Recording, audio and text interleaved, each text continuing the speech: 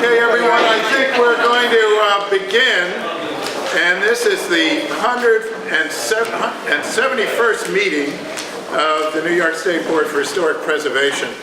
And on my way up this morning, I realized that this is probably my 90th meeting, which I think clearly makes me eligible for the National Register, but I don't know about the Tax Act. You got to go for 100. And but I want to salute Kath, who received an award recently for 45 years of service. Endurance Award? Yeah, Endurance Award. Kath, I did not add up the number of state board meetings that you've been on the staff for, but I think that you hold the record, and we salute you for that too.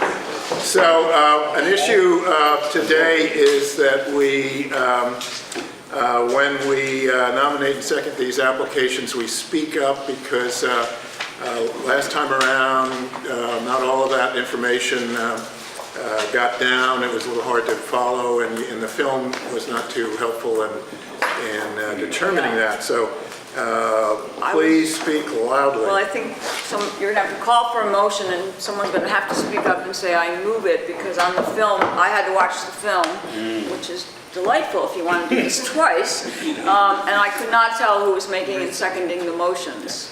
Or if you speak softly, go like this, okay? So we'll do better, Okay, roll call. So the roll call is Bob Mackay. Here. Jennifer Lamack. Here. Daryl Andrades. Here. Kristen Herron. Here. J.D. Lorenzo. Here. Winter Aldrich. Here. Wayne Goodman. Here. Tom Maggs. I am present and delighted to be among such high-minded individuals, and you too, Whit. Tough room. Paul Stewart. Brother Whit. And absent is Chuck Vandry and Lucy Waletsky. I'm also here. I called you, didn't I? Well, I didn't say here. Oh. As I was saying. Okay, so we go to the approval. And so for the minutes, you didn't get the final from me because I was still trying to figure them out yesterday, but I put a couple of them there. I made the changes that Kristen asked for, and if you approve them, then I will send you the final out.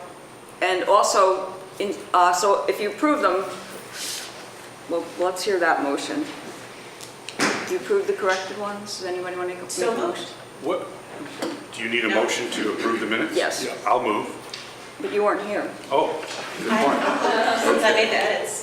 And I second. Okay, Awesome. Erin? Now, all in favor? Aye. and I also, that reminds me that Rosemary Alley, who's been making them look pretty and doing your vouchers, has retired from her retirement job. So I want to introduce Michelle over there, who will be taking over the job of, how do you want them? You want them to send their travel vouchers and everything to you? Same as you did for Rose, it just has my name on it now. Cool. And I'll give you her contact information when I send the minutes out. So if you have any travel questions or anything, you can now send them to Michelle. And we're, And there's a form over here with the travel vouchers that has my contact. oh, it does, okay. I'll try to make the minutes look nice. I won't make Michelle do that, but Rose was such a good proofreader and made them all look even and everything on the page. And then, just to remind you, the next meeting is June 7th, and then the following one is September 6th, and that I arranged at Bob's request to have it at Planting Fields. And then the following one is December 6th, and that will coincide with the award, so we don't know where. September. September 6th, that's at Planting Fields on Long Island. Then we'll all be going to Kristen's house for a reception. Really small. Okay, so And then December 6th, somewhere here in the Capitol. In September, we'll also be seeing at Planting Fields the Gertrude Vanderbilt Whitney exhibit that just opened at the Norton in Florida, and we'll be there before going, I think, to the Newport Art Museum. And hopefully we'll have a chance for those who want to go after the meeting, totally optional, for staff and board to see the Gertrude Vanderbilt Whitney studio, which is not far away from Planting Fields, maybe 20 minutes at most. And it's an extraordinary opportunity to see an amazing design and garden and interior and decor that's very rarely accessible to humble citizens like And ourselves. still in the family after all this time. Since Oyster Bay has an abundance of historical riches, and I'm not trying to take away from this fantastic plan, but if anyone on the board is around and wants to visit Sagamore Hill National Historic Site, since I have a contact there, but I could help maybe arrange for that. Okay, Just great. let me know. Sure. And that's just been restored, hasn't it, Yeah, it's, inside? yes, about 2-3 years. Kristen, you have to mention your conflict of interest here. My conflict of interest is my husband, who's a park ranger at Sagamore Hill. But he is also the most knowledgeable person on site, so he can talk whatever topic you want related to TR in the house. So if that's, Terrific. if anyone wants that connection, I can help Yeah, set that up. that's great. And the Raynham Hall Museum is there. Yeah, Raynham Hall. Lots to see. Oyster Bay Historical Society. Okay, so now up to reports. Sure. And you're the reporter. Yes, so with apologies, as Commissioner Rose Harvey and Rob Hilbrand are not available to attend this meeting. So on their behalf, I'll take a few minutes and give you an update. And Kath, I'll pass these on to you in typewritten form, so you'll have a head start on the minutes. Obviously, we have 20 nominations today. To see these sites in person would require almost a 60-hour road trip covering 2,700 miles. Your IRS reimbursement would be around $1,500. But I think it reflects that we have a pretty remarkable geographic diversity, certainly this time through, which is not atypical, but I thought it was particularly evident this time for this meeting that we have a remarkably diverse geography of nominations, and that would include some time on foot trying to get into Gully Club as well. Really a pretty diverse set of nominations in terms of the type of architecture, the significance of sites. So it's an interesting agenda. I appreciate the time you've taken in advance to prepare for this meeting. I want to thank the staff once again for an extraordinary effort to not only produce but also assist consultants and submitters. The editing process is an important one. The National Park Service is re-emphasizing that, and I think we've responded effectively this round in terms of preparing these. What I will distribute to members of the board is Michael Lynch made a significant effort with staff, unit heads, and directors to prepare an annual report for the Division for Historic Preservation. So we have a very good 8-page summary of just what the activities here on Peebles Island have been in the last year. So I'm going to ask that you take one and pass that along. This is a very hard-working staff. The pace of work really never relents. Every program area is busy and doing nationally significant work. The National Register Unit, obviously no exception. Michael and Dan McEnany and I were in Washington Monday through Wednesday this week, and it was so easy. I thought the mood in Washington was really quite positive. We met with 25 of the 29 offices directly.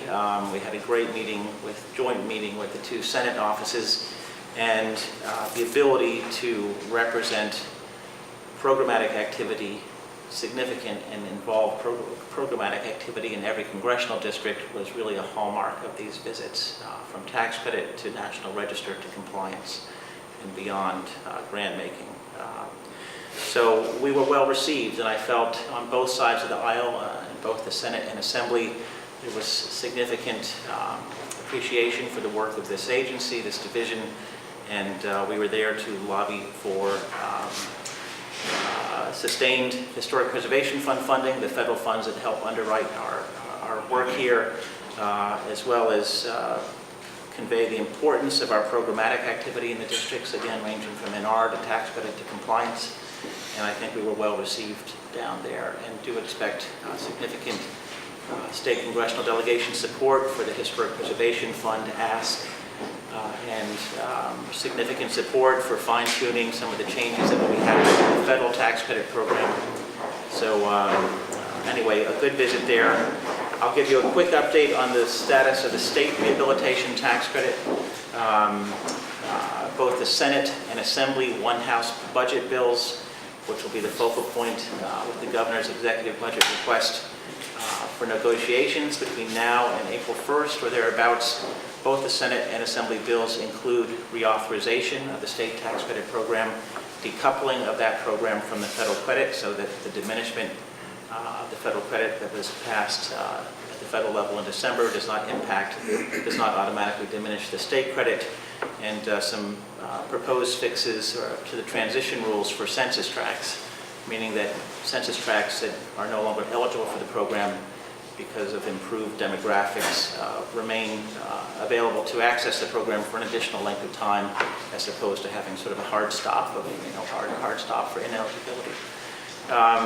The final thing to report is, and this is something that touches really all areas of the division and ultimately will be seen and reflected in the nominations that you see here on the State Review Board. The National Park Service did award us with funding from their Civil Rights Grants Program. We will be pursuing basically a 20th century context statement for civil rights and African American history in New York State. Our point of emphasis in that work will be capturing upstate New York civil rights history, not to exclude New York, but not to focus on New York either. Really a specific congratulations to Kath and to Kathy Howe for the effort to turn that application around. This was an extremely competitive grant application process. We're very pleased with the results, and we were able to report that in our congressional visits as well. And it is very nice to sort of add that kind of nuance, how this agency proceeds going forward. We know the significant work this represents above and beyond. There will be multiple staff involved in the context statement. We will also be establishing a statewide committee to inform the work of staff and the consultant, and looking forward to the public input that will represent. And I want to acknowledge help from Jennifer as well. Thank you. Yes, Jen, thank you for that. And Cordell, who's not here. Yeah, Cordell has had good input. So that's my report. I will say one thing with some of the numbers we carried to Washington. Again, we were focused in part on the Federal Rehabilitation Tax Credit Program. To date, 1993 through 2018, $6.6 billion worth of private investment in historic building rehabilitation. We have $4.7 billion in pending Part 2 applications, and we have an additional 358 Part 1 applications. We are number one in the nation. We did $1.2 billion worth of qualified rehab in the last federal fiscal year. That places us number one for the third year in a row. We will, with this volume of activity, with almost 700 projects pending in New York State, really across the state, significant upstate participation, we should be number one for the next several years. So I'd like to make a comment to you. We've been in the same office for 30 years in upstate New York. We have an office in Boston and New York. And the building we were in was to be sold. So now we had a choice to move where we wanted to move. And I do not want to be in one of them. I hope I'm not being disrespectful in one of those innocuous places where there's a chiropodist, a bankruptcy lawyer, and whatever else, those parking lots. I wandered around and I found a building that was about to fall down. And that had gone through this tax program. And I said, we want to go in there. And I'll tell you, I would invite any of you to come and see what's been done with that building. It's down Union Street in Schenectady. It's in the early 19th century. It is magnificent. And it's changed the whole mode of that area. I just tell you from our experience, it's just, and these people sit over and over. I mean, they've looked at us several times. I signed the lease, I said, oh, we're gonna come. And it was supposed to be December. But we left our offices in October and worked randomly all over. And by the time we moved in, basically at the end of January, we kept pushing this off and pushing this off. They're still doing work. But it has been an eye-opener. Great. Students from RPI, students from Union have come in there. And it is because of this, that building would have been lost. And it's started a whole chain of other things. It's just one project, but without the tax credits, without your involvement, it never would have happened. And we're so proud of it. I mean, it is just wonderful. I'm a living part of something that's actually done, and it's actually taking place right now.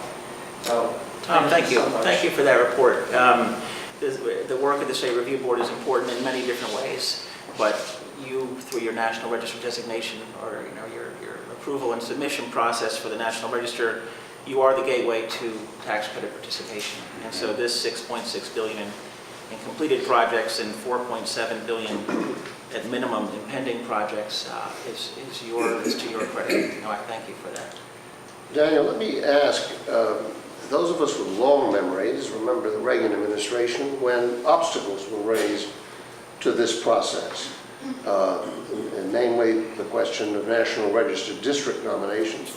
You had to have 50% or more of the owners agreeing, or the district wouldn't go on the National Register, still go on the State Register, and in terms of the National Park Service, it would be eligible. But is this administration, which I'm sure also speaks to concerns about property rights in different ways, likely to be creating problems along those lines for this process? I'm hopeful that that's not the case, but I think we have to worry about things like that and be wonderful as the news is that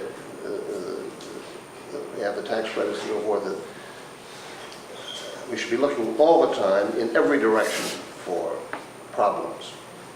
Well, I think we're fortunate to be part of the National Council for State Historic Preservation Officers, so we have 50-plus states and territories keeping their eye on just that. I have not seen any indication that that component of the National Register process is changing or will be held to a higher standard or a higher threshold. I think one of the trends we have seen out of the tax credit unit is that contributing structures within districts seem to now be revisited for eligibility for tax credit purposes. So even though it's contributing in the NR listing, it is not necessarily a lock for tax credit participation.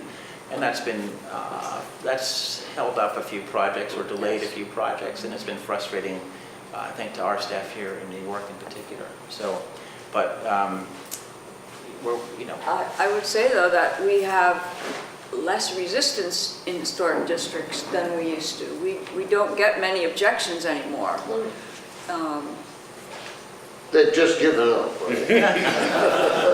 No, I mean, we don't, you can all remember a few controversial districts Yeah, where, for sure. like, were close to a majority, or we've had to put them off because too many owners Right. objected. We don't have that as much anymore. We have more support from property owners. But yes, as Daniel said, the Park Service has become, they always had the right to, nothing is ever contributing until the Park Service says it is through the Right. tax credit process, and they've gotten stricter about that. so thank you for the time. But thank you for your report. And I guess we now begin Well, our... just before we forget, Kathy wants to introduce her new Oh, yes. staff person. We have a new staff person, Erin, I can stand up, Erin Chernecki, who joined the survey and evaluation unit a couple of months ago. We stole her from Craylow, but she's doing just a great job in our survey unit. And one of her hobbies is open heart cooking.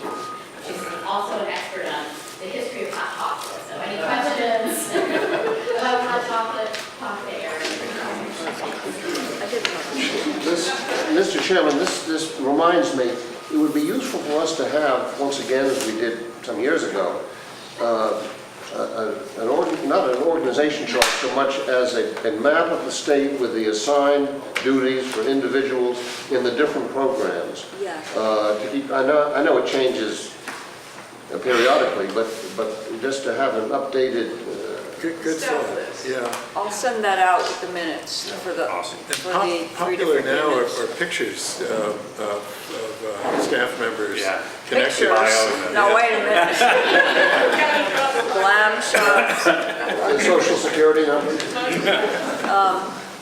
Now, I put some time to discuss the chart and the questions Doug put out on the agenda, so Pass them around? I'm going to pass them around, and I'm going to, Are you gonna I don't know pass how it? much you want to discuss, but I put it Yeah, I on the did. agenda, and I want that, if the NR staff would maybe move their chairs By way of over, explanation, so we can have a little discussion of this. I don't know how much there is to discuss, but yeah, I don't know that there's a lot to talk about here, but these are summary statistics for all of the presentations that are going to happen today, the 20 nomination forms we have. I started doing this by hand on a legal pad, and I do it for every meeting. I'm happy to do this ahead of our meetings and circulate this before each meeting if you folks find this helpful. This is just the way that I go about thinking about the National Register nominations in my own mind and how I organize the information for each of these presentations as it comes. I use this as a checklist. I use it as a watch list for things that I want to see emphasized in a presentation about a particular property. For example, whenever you have a national or a state level significance, I think the bar is a lot higher for the amount and the detail of information that should be included. Obviously, the National Register criteria that are selected for a particular property have to be represented in the document and in the presentation. I look at the dates of significance because that's important to me, and I also consider how many years that represents. Is it a single year and therefore a very tightly focused context, or is there a requirement that somebody's going to explain, you know, a century of historic context development for a given district or property? And one of my sort of pet peeves based on past experience is the contributing, non-contributing information. Whenever I see a district that has a pretty high number of non-contributing elements, I want to see a map of where those are in the district to see if the strength of the district holds up in all areas. That's just important to me because it's something I've had experience with my staff at the Archaeological Survey at Buffalo. And again, this is a two-sided document, so be sure to flip it over. Well, I printed out. Oh, you printed it? I printed out on, because I didn't know how to do it, so. So take a look at it. I'm happy to But, entertain questions and comments. I didn't really intend for this to spark a huge debate or conversation, but it's something I do. I'm happy to share. I've got a question. I'm sorry. Did you do it in Excel, Doug, or different? This is a Word document, Okay, actually. because I actually transferred to Excel so that I could, sorry, it's like my little. No, no. So I could sort by the agenda. I talked about, I had a conversation with myself about that. So that, because for me, I like, otherwise I feel like I like the format for a snapshot, but I also So like. how did you rearrange? I actually physically just cut and pasted it into Yeah. Excel, and then I gave myself an order of the agenda, and then sorted. So you start data with one sorted by through order. whatever, yeah. Yeah, because for me, I like to follow, if I can, organize everything by the order of the day, just to keep myself. Absolutely, So absolutely. just like a little, so Excel, I'm all fan. I wanted to just take this a little bit beyond just the chart aspect of it, because under resource types, if you just put buildings or buildings and structures, you're missing out that some of them are districts. And it's really a different, you know, you really should label it as a district if it's a district. Okay, for the districts, I use the HD designation in the property type in the second column. But it's not, But but if the person just looks quickly. Sure, sure. And if you put the criteria, that's fine, but it's also helpful to put the area of significance that's being evaluated under. Yeah, oh, for sure. There could be a lot of other columns here. This is Yeah. just the stuff that I emphasize, but I and we specific- could expand this to include all the columns of What the- information. Yeah. I really appreciate it because I'm still, I've been serving on the board for a little while, but this training is excellent. 'Cause This is why I do it. I'm This just is how I've not- educated myself This is into very what cool. this So I process appreciate is. it. You're welcome. I'm happy to do it. But Training and- we talked about it as a unit, and you have to realize if you say, for example, under, I think it was the St. Johnsville district, if you say you have 677 buildings and 150 of them are non-contributing, those are mostly garages. So it's really not the same as saying you have 667 buildings and maybe 50 of them are non-contributing primary buildings. Right. And when you see that on the chart, on the second page of the form where we fill it out, we can't distinguish between primary and secondary. We do try to put it in the first paragraph of number 7, but we can't indicate it in the chart. So it's really a little bit misleading to say, you know, basically a third of those buildings are non-contributing. Exactly. That's really not the case. We're talking about, you know, garages and sheds. Unless you just note mostly garages and sheds. I mean, Yeah. it's an okay detail or data to gather, but just to note it, that it's Yeah. just what you're saying. Because if Doug is saying he wants to make sure they hold up, the other thing is, did anybody bring their maps? Like I asked you to, did anybody bring a map? Maybe bring those over.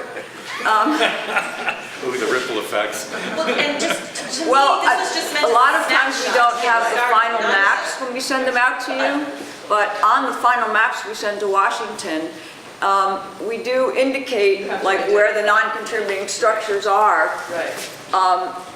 and the vacant lots. Here, maybe pass those over. We're actually going to standardize this a little bit more. And if we had these when we sent them out, Yeah. it would be more helpful, but we only have one guy doing GIS, and sometimes he's backed up, but I asked the staff maybe to do it by hand if they don't have it, the Mike map, as we call this. yeah, see, these are Because, yeah, this is what we send to Washington. We Cool. indicate, we have all the addresses, the Yeah, street check it out. addresses, and we have the vacant lots, usually shaded in, and we have the non-contributing, the primaries, not all the garages, I understand, yeah. cross-hatched. So this gives Yeah, you that that's great. perspective that you were looking for. Absolutely, this is And wonderful. we'd love to be able to provide that for you before the meeting. That would answer your Yeah, question. But again, Kath, I just wanted to say, I saw this not as just a tool to start the dive in.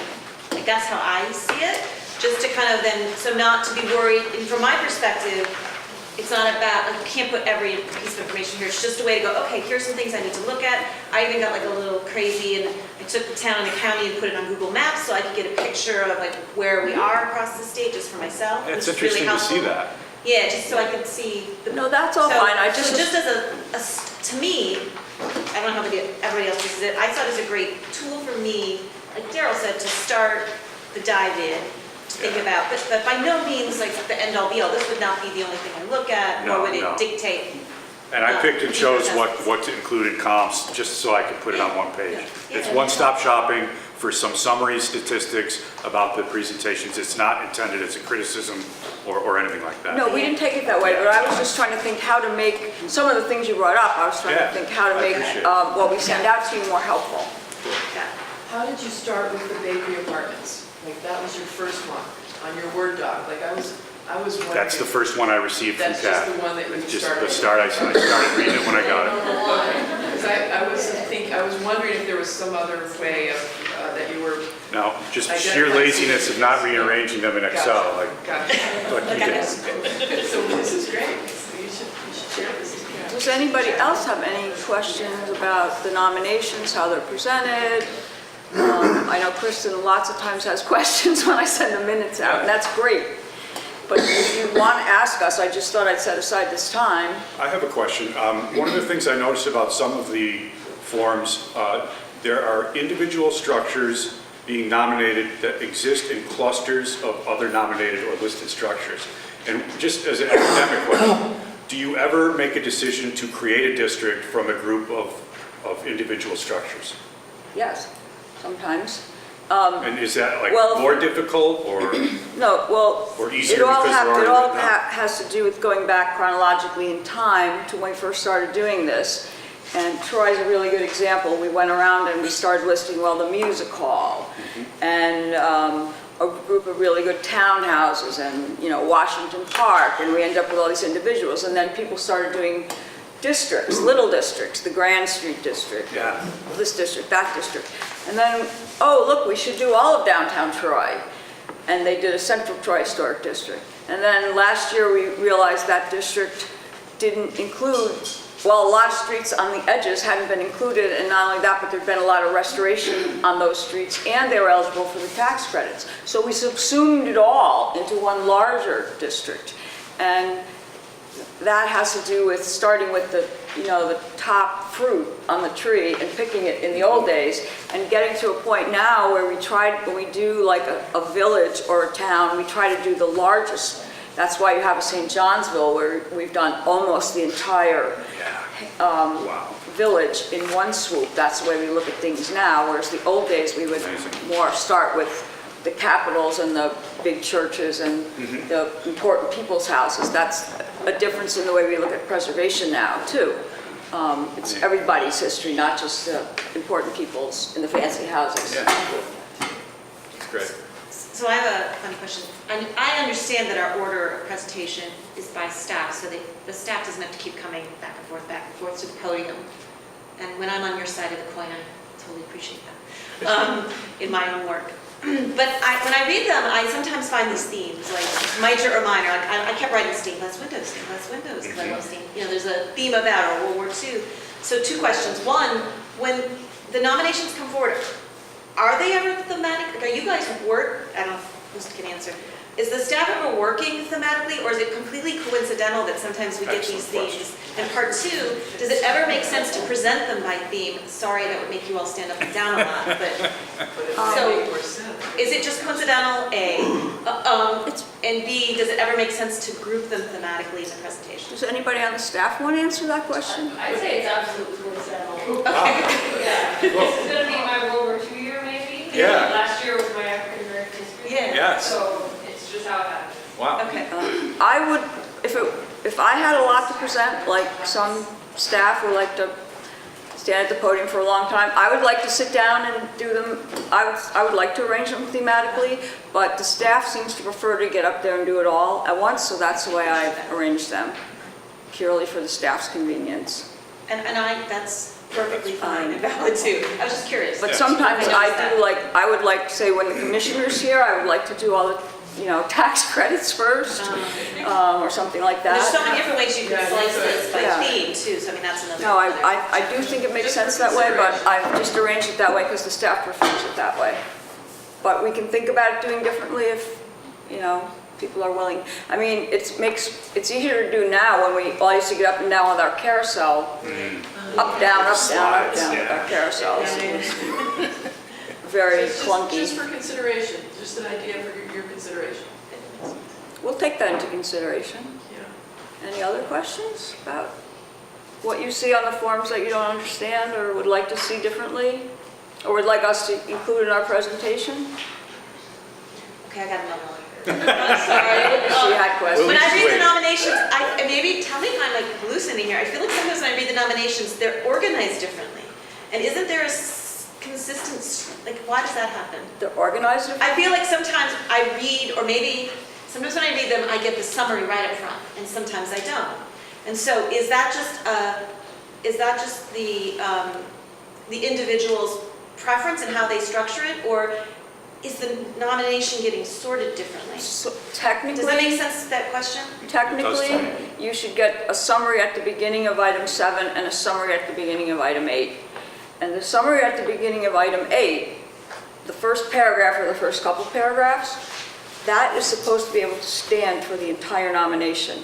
You should be able to cut the rest of it off and say, this proves that the nomination, that the property is significant. It should say, this is significant in this criteria because, and it should stand for the rest of the nomination. That's like the first paragraph of number 8 is the most important paragraph. And you should also get a little summary at the beginning of 7 that locates it and tells you what it is.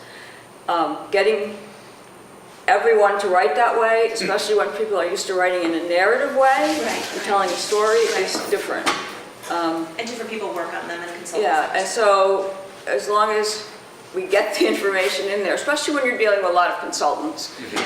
And I don't like asking staff to, although I do, rewrite the first paragraph. I can't tell you how many times I said, you're going to have to rewrite this first paragraph so that it gives a summary, but that's what you're supposed to get. Now, beyond that, there's a general way to do it, For example, in number 8, then you provide the context or the history and the context. There are different categories of things that have to be in there, but everyone doesn't have to be written the exact same way.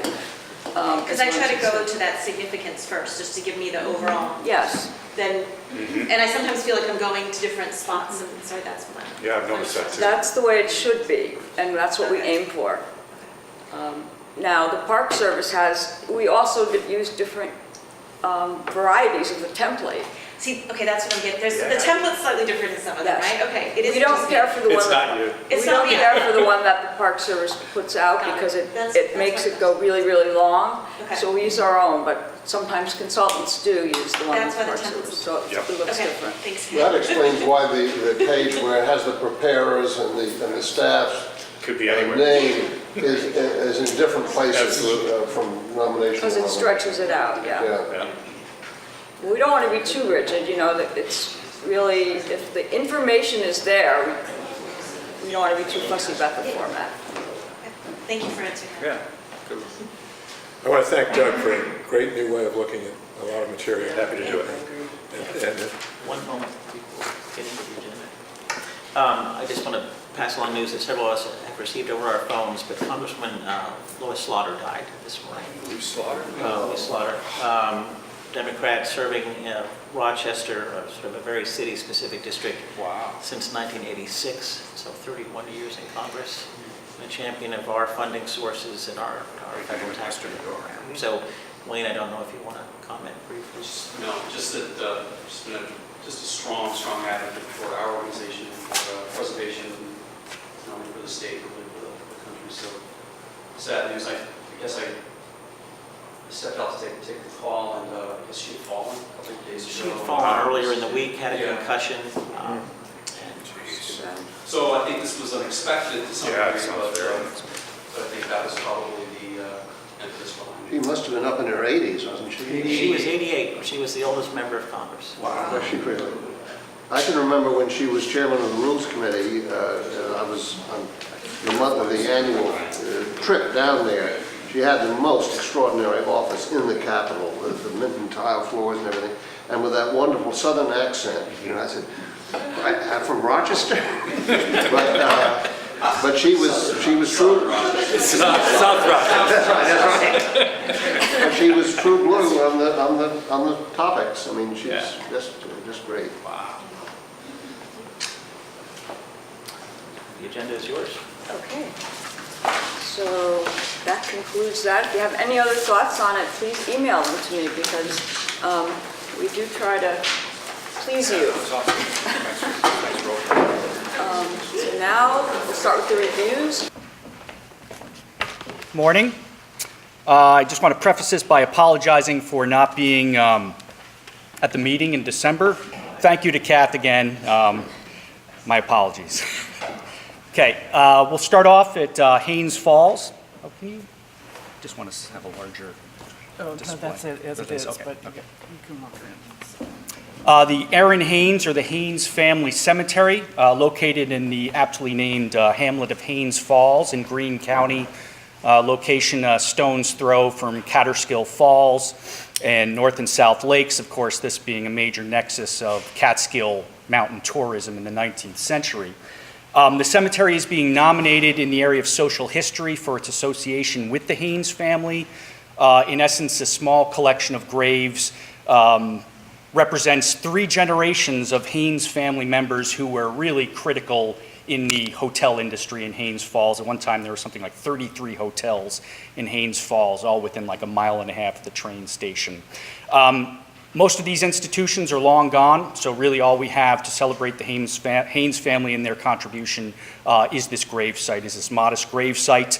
It's unfortunately sort of screened from the roadside by a modern development, but it still sits on this prominent hillock with a view out to the Catskills, so a very appropriate spot. In researching this and looking at the individuals interred here, it was very clear they shared significant associations with the hotel industry.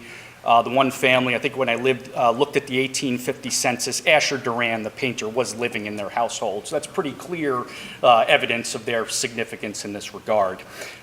Most of these hotels, of course, including the Vista, which was Aaron Haynes' boarding house, have long since fallen away. and thus we are nominating the cemetery, as I say, in the area of social history, criterion A. It's the Haynes Family Cemetery. Tom makes the motion, and we have a second. Thank you, Jennifer. All in favor? Jennifer, thank you. All in favor? Aye. Hold that. Thank you. Okay, moving over to Saratoga County, to Edinburgh and the wonderful hamlet of Beecher Hollow, where we've done some work over the years and where they have a very active historical society. We have the Copeland Carriage Shop, this wonderful early 19th century rural industrial survivor, a building, as you can see, that has somewhat considerable architectural sophistication for what it was in terms of being a carriage shop. The upper slide, the historic view. This building, we think, was built about 1830 by brothers Arid and Leonard Copeland, native Vermonters who had come to Saratoga County. They purchased a piece of property that had a carding mill that had been built in 1817. I believe the carding mill is the building that is shown in the upper photograph with its longer elevation to the creek. It appears then the Copelands built the shop and expanded the facility. We do not believe it is the 1817 building for any number of reasons. Later on, after its history as a carriage manufacturing shop and a sleigh manufacturing shop, the building was used by John Lasher, a machinist and a man who held a number of patents. It has remarkably been unoccupied for over 100 years. This building has basically sat fallow. And really all we've lost, the mill dam has been breached, the plaster work has been lost, but the building really survives in fairly considerable form. We see the foundation as well of probably what was the earlier carding mill. Great example of a small, heavily framed, timber-framed industrial building with a truss system. Obviously had to withstand considerable the machinery. A mill structure had to be, a pretty stout construct. We're looking at the trusses in the attic. And then finally, a few views of the interior, the double-leaf doors opening onto the road and a side door. And of course, the whole facade, the upper and lower doors contained in this beautiful sort of Palladian motif. And that's the Copeland Carriage Shop being nominated in the areas of architecture and industry. A question regarding that. That area was very involved in the Underground Railroad. There's the historical societies in that store, or was it? Yeah, Is it aware of there's a door or under the cupboards, and behind that, which is why would you have a lock? And that's in the general store? That's in the store? Yeah. Yeah. Is that part of this? It's actually listed. The store is listed. The Eli Beecher house is listed as well. So I think this is maybe our third. Yeah, there's a very key area in moving free, on the run, slaves going into Canada and elsewhere. That whole community. I have never researched it. It's certainly possible. We'll ask the historian. She would, Priscilla Edwards. Yeah, they will. It's an interesting take on that area. Well, Wint moved it. I think Tom's going to second it. And all in favor? Aye. Okay, and then moving down into the Hudson Valley to Orange County, the Crane House in Wallkill on the outskirts of the city of Middletown, Orange County, being nominated in the area of architecture as a sort of modest Queen Anne style house built in 1897 for William Crane and his son James E.D. Crane. The elder Crane died just about the time this house was completed. It was the centerpiece of a very large and prosperous dairy farm. The Cranes continued to reside here and farm these lands into the 1930s. In essence, the building is the sort of last survivor. The house is the last survivor from this very large and prosperous dairy farm. A lot more restrained in sort of scale and execution than some of the grander houses of Middletown, built in this idiom. Of course, probably to some extent a device of the fact these were farmers. They carved a lot of stones here. William Updegrove was about 12 when he carved that stone in 1864. Of course, he tells a story about selling his sheepdog when they're selling all the implements on the farm. And he later makes good and establishes a large wholesale lumber business in Brooklyn. Interior substantially intact, all its original natural grain varnished chestnut woodwork. Say a somewhat modest and compact plan. The building has synthetic siding on the exterior, but really is largely intact. And it's actually a new owner has just taken this on It's in a qualifying census tract, so we hope to perhaps encourage them to restore the exterior to its historic appearance. That's Crane House being nominated in the area of architecture. Can I just bring this back to the conversation we had before? This is nominated for a single year. Yeah, because it's a date of construction and there's no significant alterations to take into account that would sort of expand that period of significance. It seems like everything is right from that time it's built, right in that year. Cool. That's what you know. Doug, would you like to make a motion then? Please. Doug makes a motion, and Kristen is going to second. All in favor? And finally, we have two related historic districts. I want to set a little context for this at the beginning. The Austerlitz and the Spencertown Historic Districts. These are being forwarded together today, in essence, to celebrate the bicentennial of Austerlitz's history, established 1818. I know, Winter, you're going to ask about the name. I believe it was Martin Van Buren who changed the name at the last minute and said something. Have you heard this, Tom, to the extent of, there's an Austerlitz for your Waterloo, is basically what I had heard. That this was something done by Van Buren. Had you heard this story? It's alleged, we don't know for sure, but yeah, Elisha Williams had named Waterloo in the Finger Lakes, and this was supposedly, a van of Napoleon, alleged to be Martin Van Buren, who in retribution was naming a town after Napoleon's great victory in Austerlitz. That's what we know, Wint. Well, my only observation was that this was 4 years after Napoleon was tossed into the dustbin of history and sent to St. Helens. And I'm just surprised that these upstate New Yorkers said, oh, let's revise that. Yes, unusual indeed. These hamlets develop, the history is obviously rather fascinating. As you read, this is the disputed border area between the Hudson and the Connecticut rivers. No one knows who owns what. So Spencertown is one of these 6-mile square townships that's established basically to push Massachusetts westward into this disputed area. It's set up early on, 1755. Both of these hamlets develop along an old colonial road that linked Hartford and Albany. It's later improved as the Hillsdale and Chatham Turnpike. Yet later on, when the railroad comes, it bypasses the hamlets, it goes to Chatham, and basically that's the end of growth for these hamlets, and Chatham becomes a major railroad center. So that's sort of the rise and decline of these hamlets in a lot of ways. We'll start in Spencertown. Of course, we have a number of listed buildings there already. The Pratt House in the upper left, which is really one of our best regional examples of what we call a Connecticut River Valley center chimney house, built in every way a New England house. The lower house, the David Pratt House, as well, 1771. In the upper right, we see sort of what's happening in the early 19th century with the introduction of the federal style and the refinement of detail. There is a density to this hamlet that isn't present in Austerlitz. There's a number of reasons for that, but they both really retain a large amount of their building stock from the historic period. Central institution, of course, was the church in the upper left, established as a congregational church, built 1771 on the green, sort of in the center of Spencertown, later modified in a more sort of characteristic Wren Gibbs, Asher Benjamin federal idiom. Methodist Episcopal Church on the bottom, mixing sort of classical and Gothic elements, and upper right and bottom right, characteristic domestic forms, both federal and Greek revival.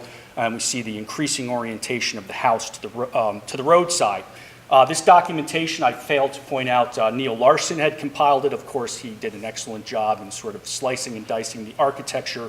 And in fact, the relationship, a lot of these buildings back to Massachusetts, sort of backwards looking as opposed to related to characteristic Hudson Valley themes.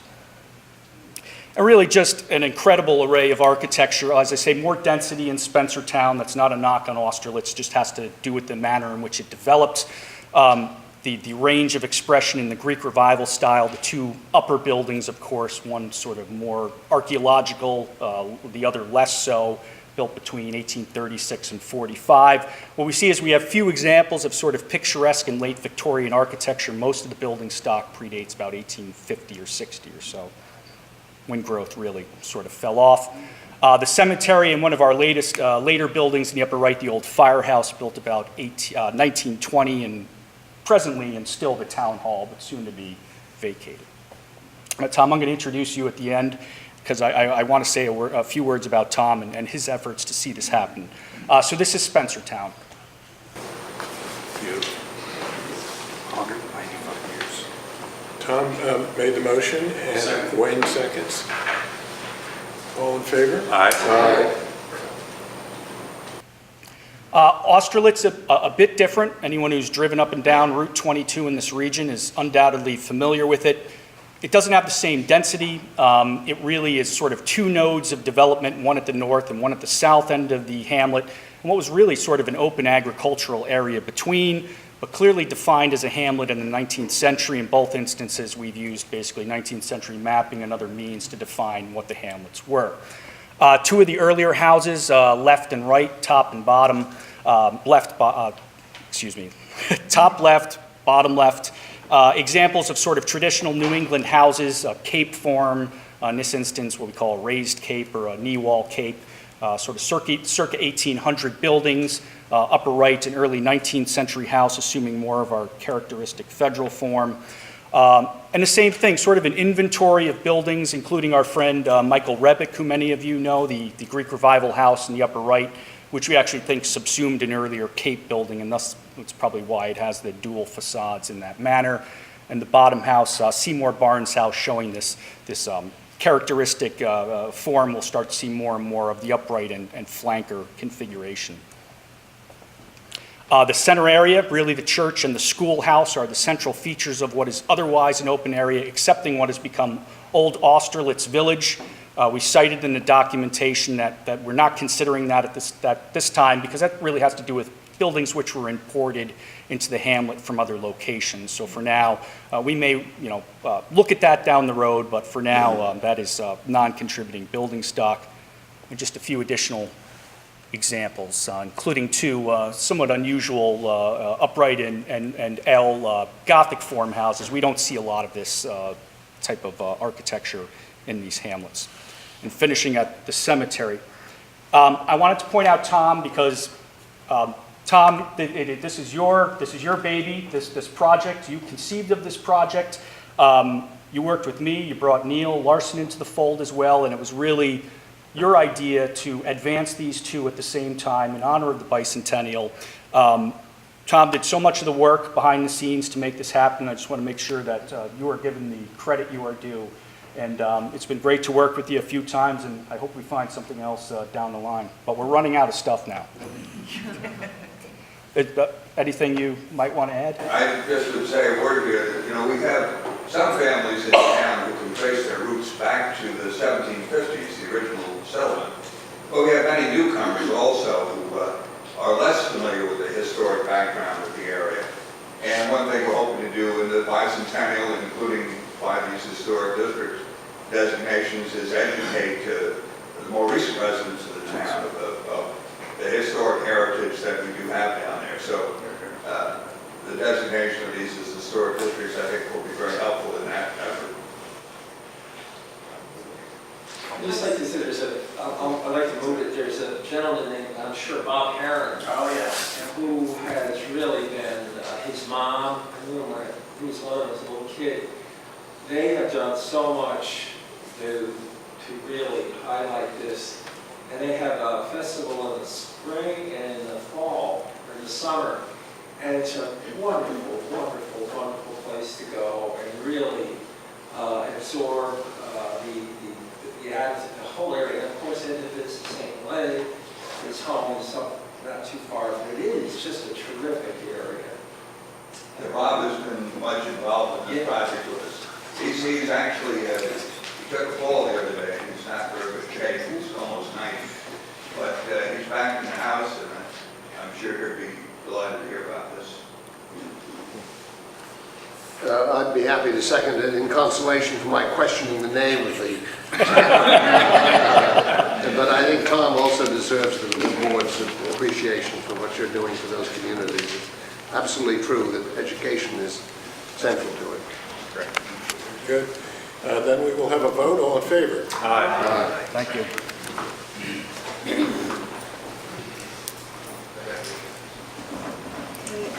Before Emily starts, I just want to let you know that she has decided to retire and leave us bereft, and I tried desperately to talk her out of it. She can tell you I offered her money, but unfortunately. This woman sent me a picture of my gravesite. Now, I don't know if that had anything to do with your impending retirement, but I know the last time she kept looking at me saying, "Are you feeling well?" So I just want the record to state that. You know, the unforeseen can occur. But anyway, this will be her last meeting, but I know we're going to miss her if we indeed don't chain her to her desk and not let her. Well, Tom, your gravesite is actually one of the most wonderful new cemetery sites that I've seen in a long time. And it was pointed out to me by a friend of mine who regularly goes for walks in the Oakwood Cemetery with her friends and has picnics there, just following on the 19th century tradition. So we figured that's what you have that knoll for, so that you could sit up there and entertain the family. I'm talking to you today about 3 different sites, but the first one is St. Johnsville Historic District in Montgomery County. And this district was surveyed, and the nomination was written by Jesse Ravitch as consultant. It's a nomination that's based on a survey that was funded by the New York State Preservation League, a Preserve New York grant. So thank you for that. And the New York State Council. She was only taking a breath. Sorry. It includes pretty much the entire extent of the village, which you can see is outlined in the red line there on the slide. And it contains about 800 resources. And this goes back to, I think, Doug's initial depiction of how many buildings are contributing, non-contributing. There are about 150 non-contributing buildings in this district, but almost all of them are garages. A lot of them are sort of also down near the mills, and have been, a few of them are heavily altered houses. But this really is a very intact community, and I think if you had a chance to even briefly peruse the nomination, because it's a very long one, you got a real sense of how a community develops from the very beginning of the period in the 1700s, when the patents are laid out, all the way to the period after the World War II. So its period of significance is from around 1800, which is the earliest extant traces of buildings on the site, to 1957, which is when 3 things happened that really stopped St. Johnsville in its tracks. First was that the railway stopped stopping at St. Johnsville, and it had been the midpoint for New York Central for a long time, a place where midpoint services were conducted in the early 20th century, things like rewatering locomotives, feeding staff and feeding people there. And it also had a large amount of industry, which was located near the tracks, which used the sidings. All that stopped. Pretty much some of the sidings were taken out. That happened in 1957. The New York State Thruway bypassed this community. That was a huge, major area of loss for the community, because up until then, it had been a transportation center. And I think that's what's really important, is to understand exactly how this village operated. So this is Zimmerman's Creek running down here along the side. The village started at the confluence, you might say, of the Mohawk River, historic transportation artery, and the Zimmerman Creek, very, very important source of water power for the community. It's been nominated in the area of community development, transportation, industry, and architecture as a result of the power of these 2 geographical elements in terms of driving the development. One other thing I want to mention, and this comes to Wint's comment about, do people object to these districts? This district is a very large district. It takes in almost everything. If you would expect to have a problem, this would be the district where you'd have it. But in reality, we had a town meeting, no objections, just interest in the tax credits. And we had a public meeting, and all the people who came, not too many, but all the people who came were interested in tax credits. There were no letters of objection. There were nothing but positive comments that I've received from the phone. So things have happened a lot, I think, in terms of the acceptance of these districts, particularly in the Mohawk Valley, where there have been other districts like Little Falls and Fort Plain these districts have been seen to be successful. They've seen not to impose on people's property rights. And as a result, I think we're getting very good support from the communities. That's a tribute to you. To Emily, and being the ambassador of goodwill for preservation. I want to know we had 0 objections for those 2 districts. I mean, I think that's really a change, I think, and I think it's important to point out is that people are much more comfortable now with the notion of being in a listed district than they were in the past. And there were also 4 listed buildings already in this community. They were all public buildings, a church, the post office, the community house, and the library. But the fact that the housing and the commercial buildings have been accepted with nothing but positive feeling, I think, is really a tribute to the way districts are now viewed as part of an overall strategy of community identity and community redevelopment. So just a kind of quick review of what goes on here in St. Johnsville. The growth in St. Johnsville really gets started when this is developed down here, just on the south side of the river, which is the Erie Canal. The Erie Canal begins to provide transportation and access to, the sale and import of products. In 1770, we have our first grist mill up here on the canal, on the creek. Pretty soon, by the mid-19th century, we have the fully fledged St. Johnsville being developed. It's an incorporated village in 1857. The community is pretty much at its maximum extent here in 1868, the date of this plan.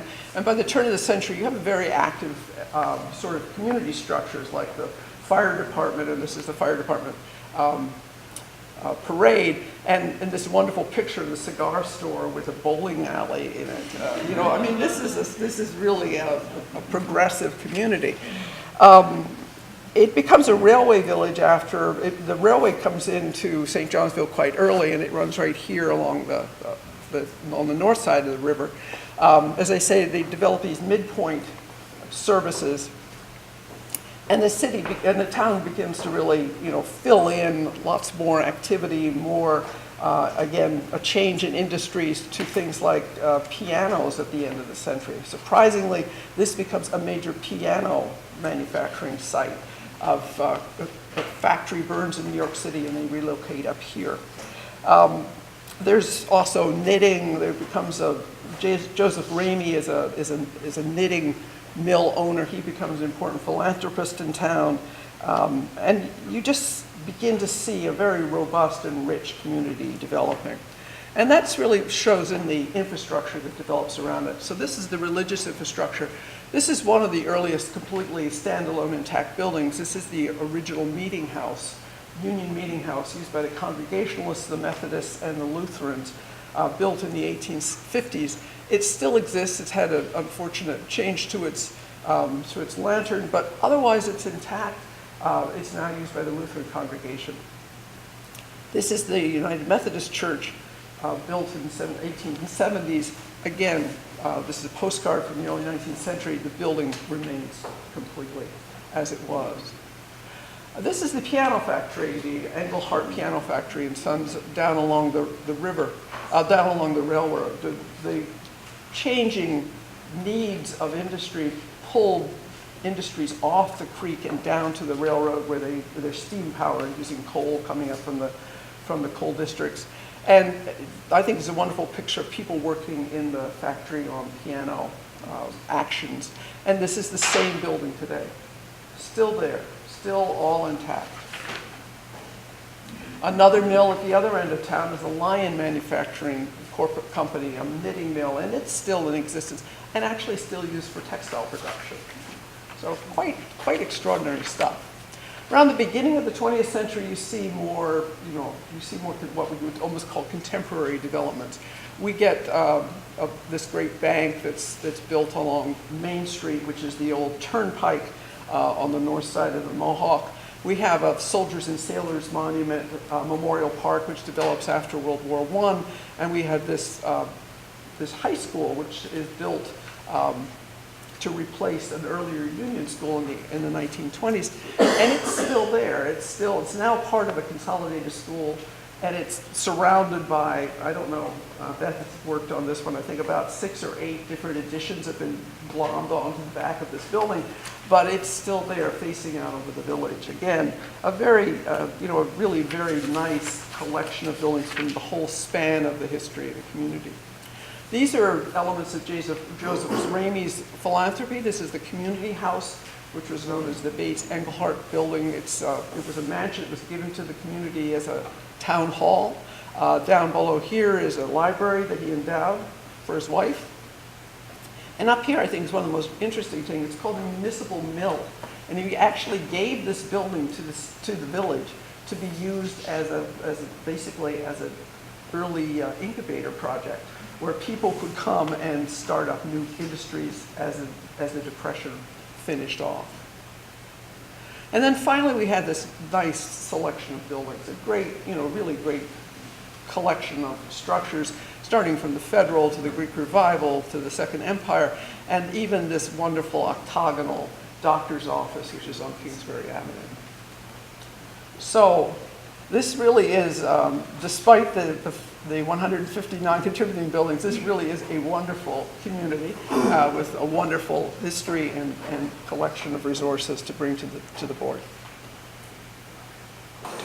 Okay, Paul, would you like to, and we have a second, and Doug, and all in favor? Aye. Now, my second nomination is the Daniel Webster Jenkins House in Central Bridge, Schoharie County. And much of the research was done by owner Rosemary Christoph Dolan.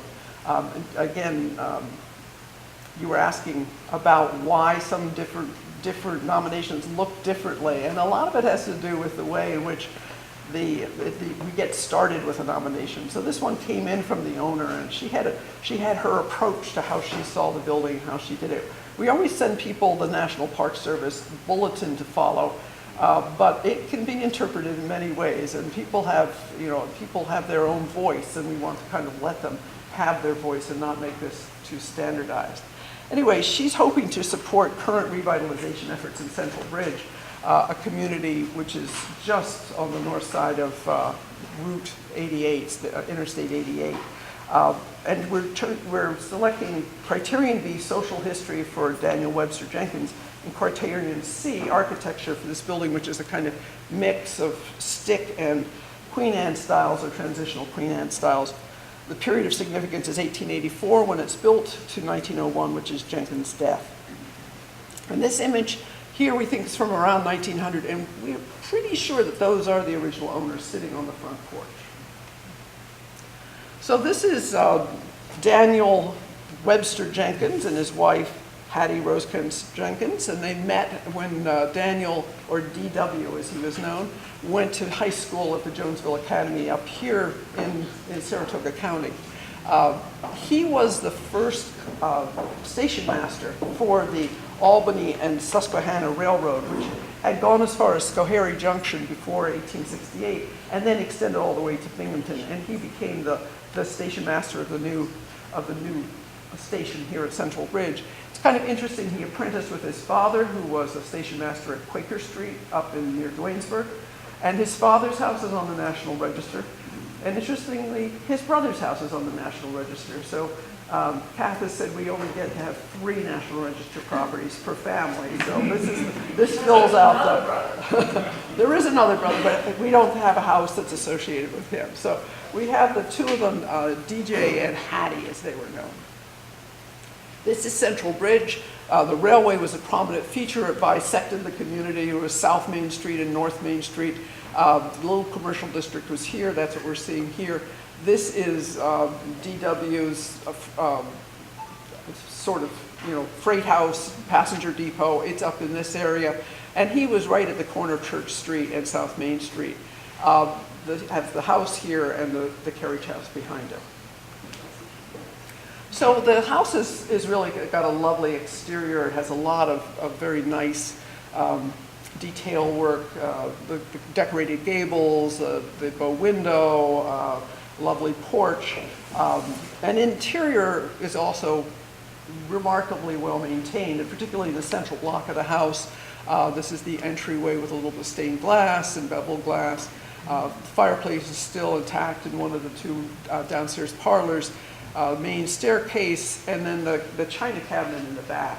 And the house has been divided into apartments, but I think quite sensitively, so that the main block of the house, which was owned by the Jenkins and lived in by the Jenkins, is one apartment, and the back apartments, which were lived in by the help, people known variously as housekeepers, servants, and nurses living in the back. And those structures, that area is very easy to read as being that sort of utility area of the house.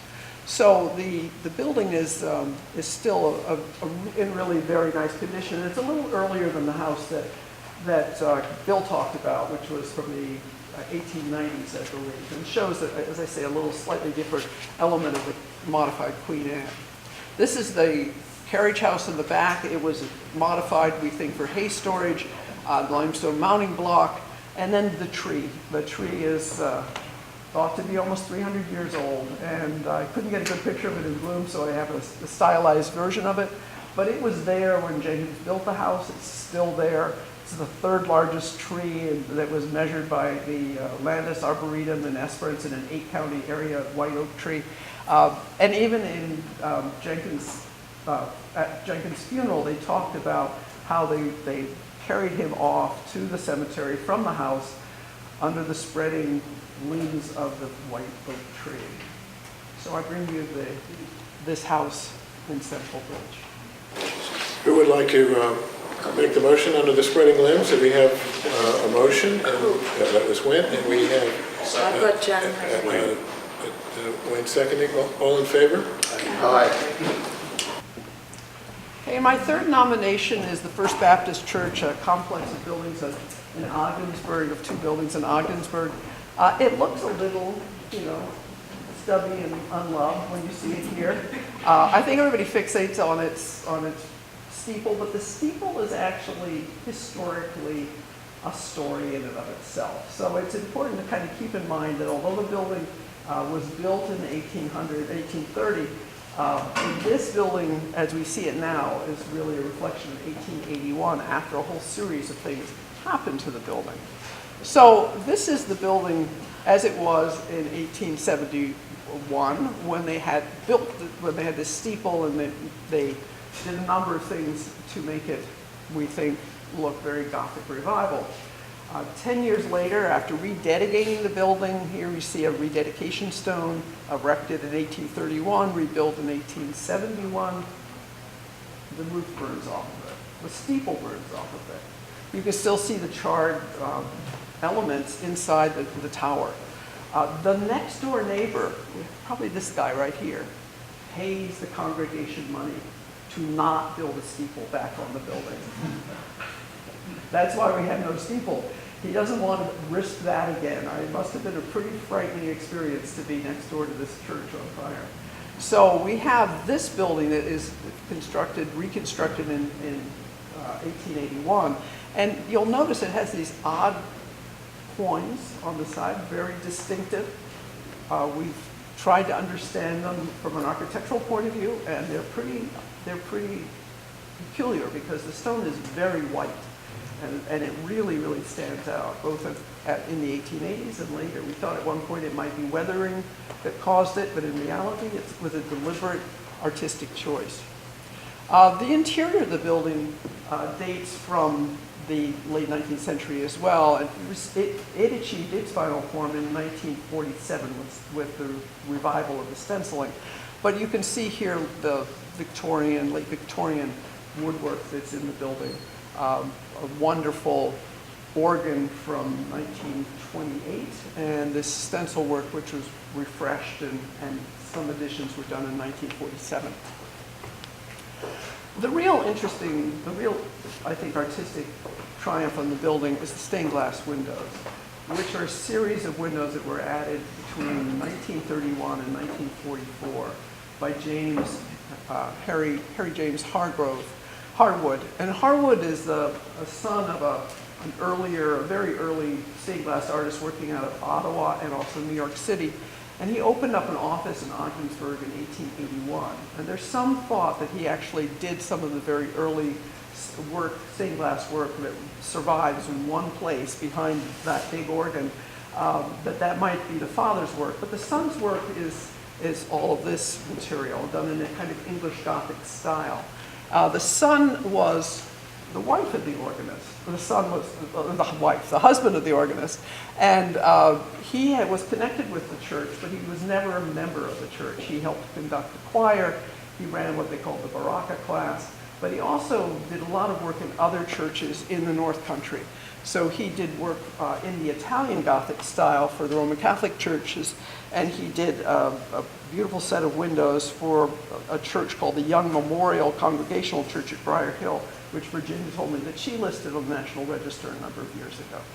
So he's an important glass artist in a regional context, and quite a lot of his work sort of emerges. When you look for it, you start to see it in places like Plattsburgh, Prescott, Ontario. There's a lot of it in Canada, as well as in St. Lawrence County. So this is a close-up of some of his enamel work and also a picture of the man himself.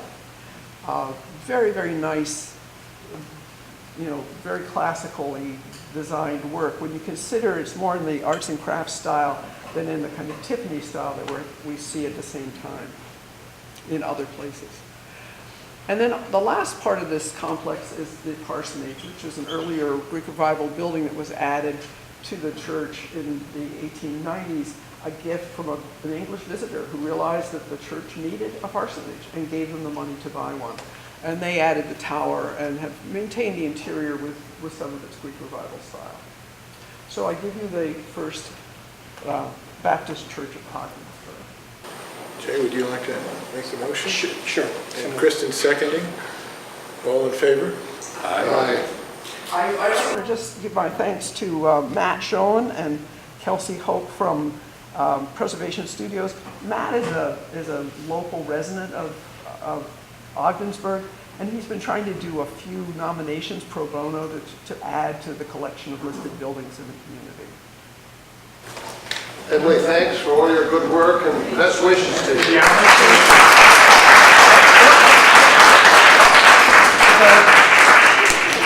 Gwen, thank you for that comment. Before Emily disappears from the podium, you've handled a challenging territory with a great approach. You've delivered, just in my short time here, some fascinating nominations. I just appreciate your patience and the education and the type of outreach you've provided for your territory. Thank you. We will miss you. Thank you so much.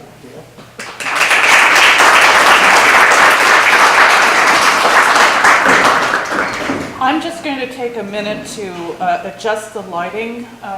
Jen Walkowski is going to be showing a video a little later on, and it really needs to have this room just a touch darker in order for you to see it. So just bear with me here, because I don't know that's the one I wanted.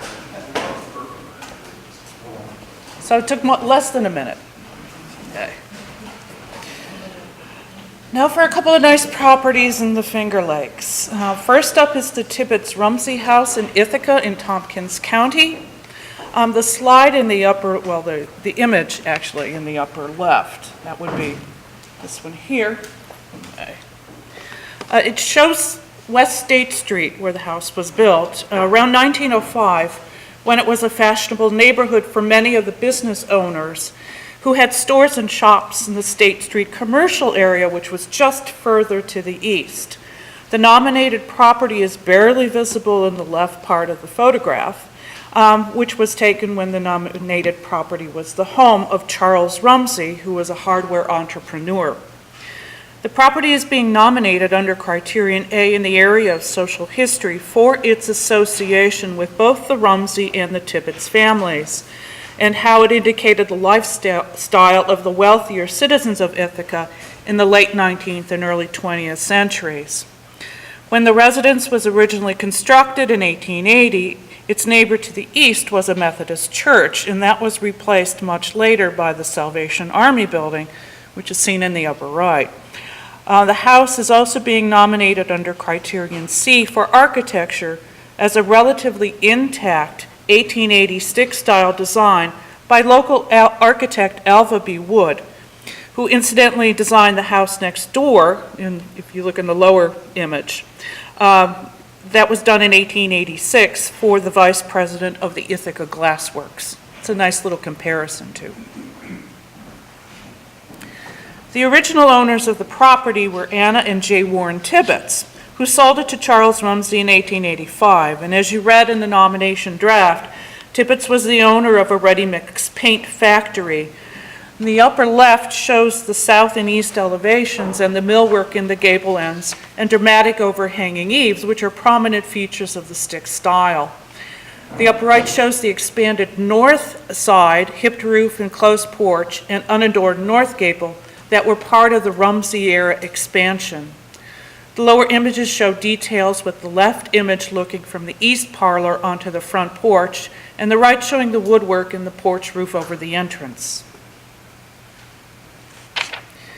Here we see the east parlor doors, the fireplace in the west parlor, and bookcases and mirror in the library. And if you've got really good eyesight, you might be able to make out the Lincrusta panel underneath the window in the library. As mentioned in the nomination draft, the house remained in the Rumsey family until 1966, which is why we're ending the period of significance at that date. After that, it was sold to an architect who used it as an office for at least 2 decades.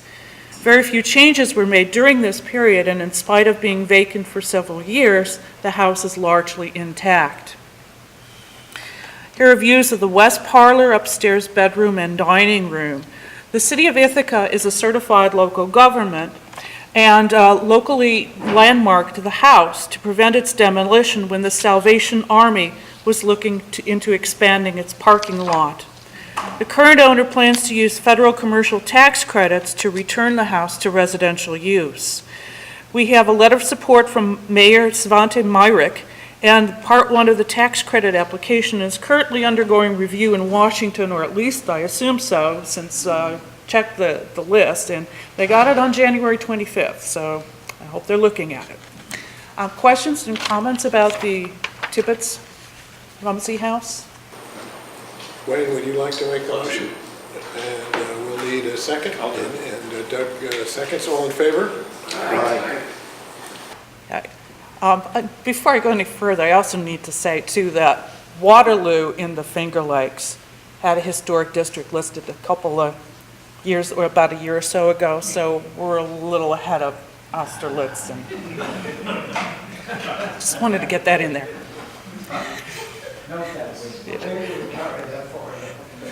Now we take a giant step to the left, from Ithaca and Cayuga Lake to Ovid and Seneca Lake. Ovid, however you want to pronounce it.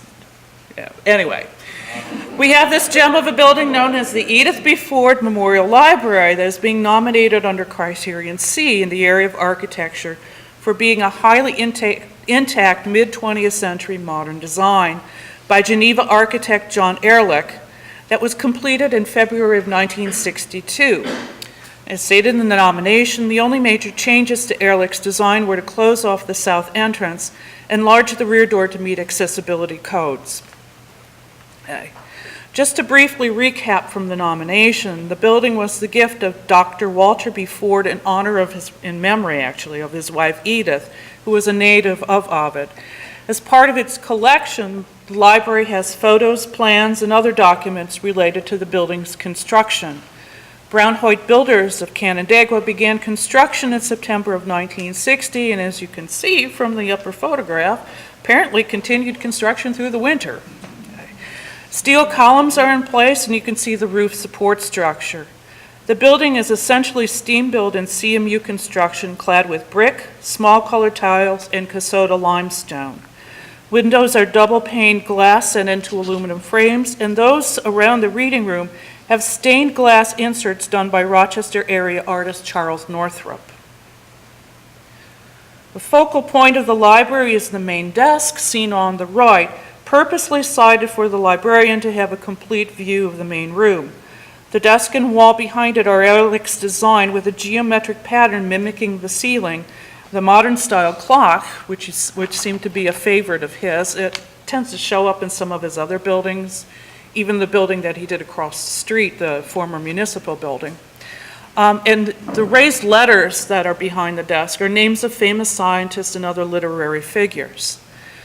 The upper left looks into the children's room from the front of the main desk. And this period of library construction was part of a trend that began including space and collections that were designated for children.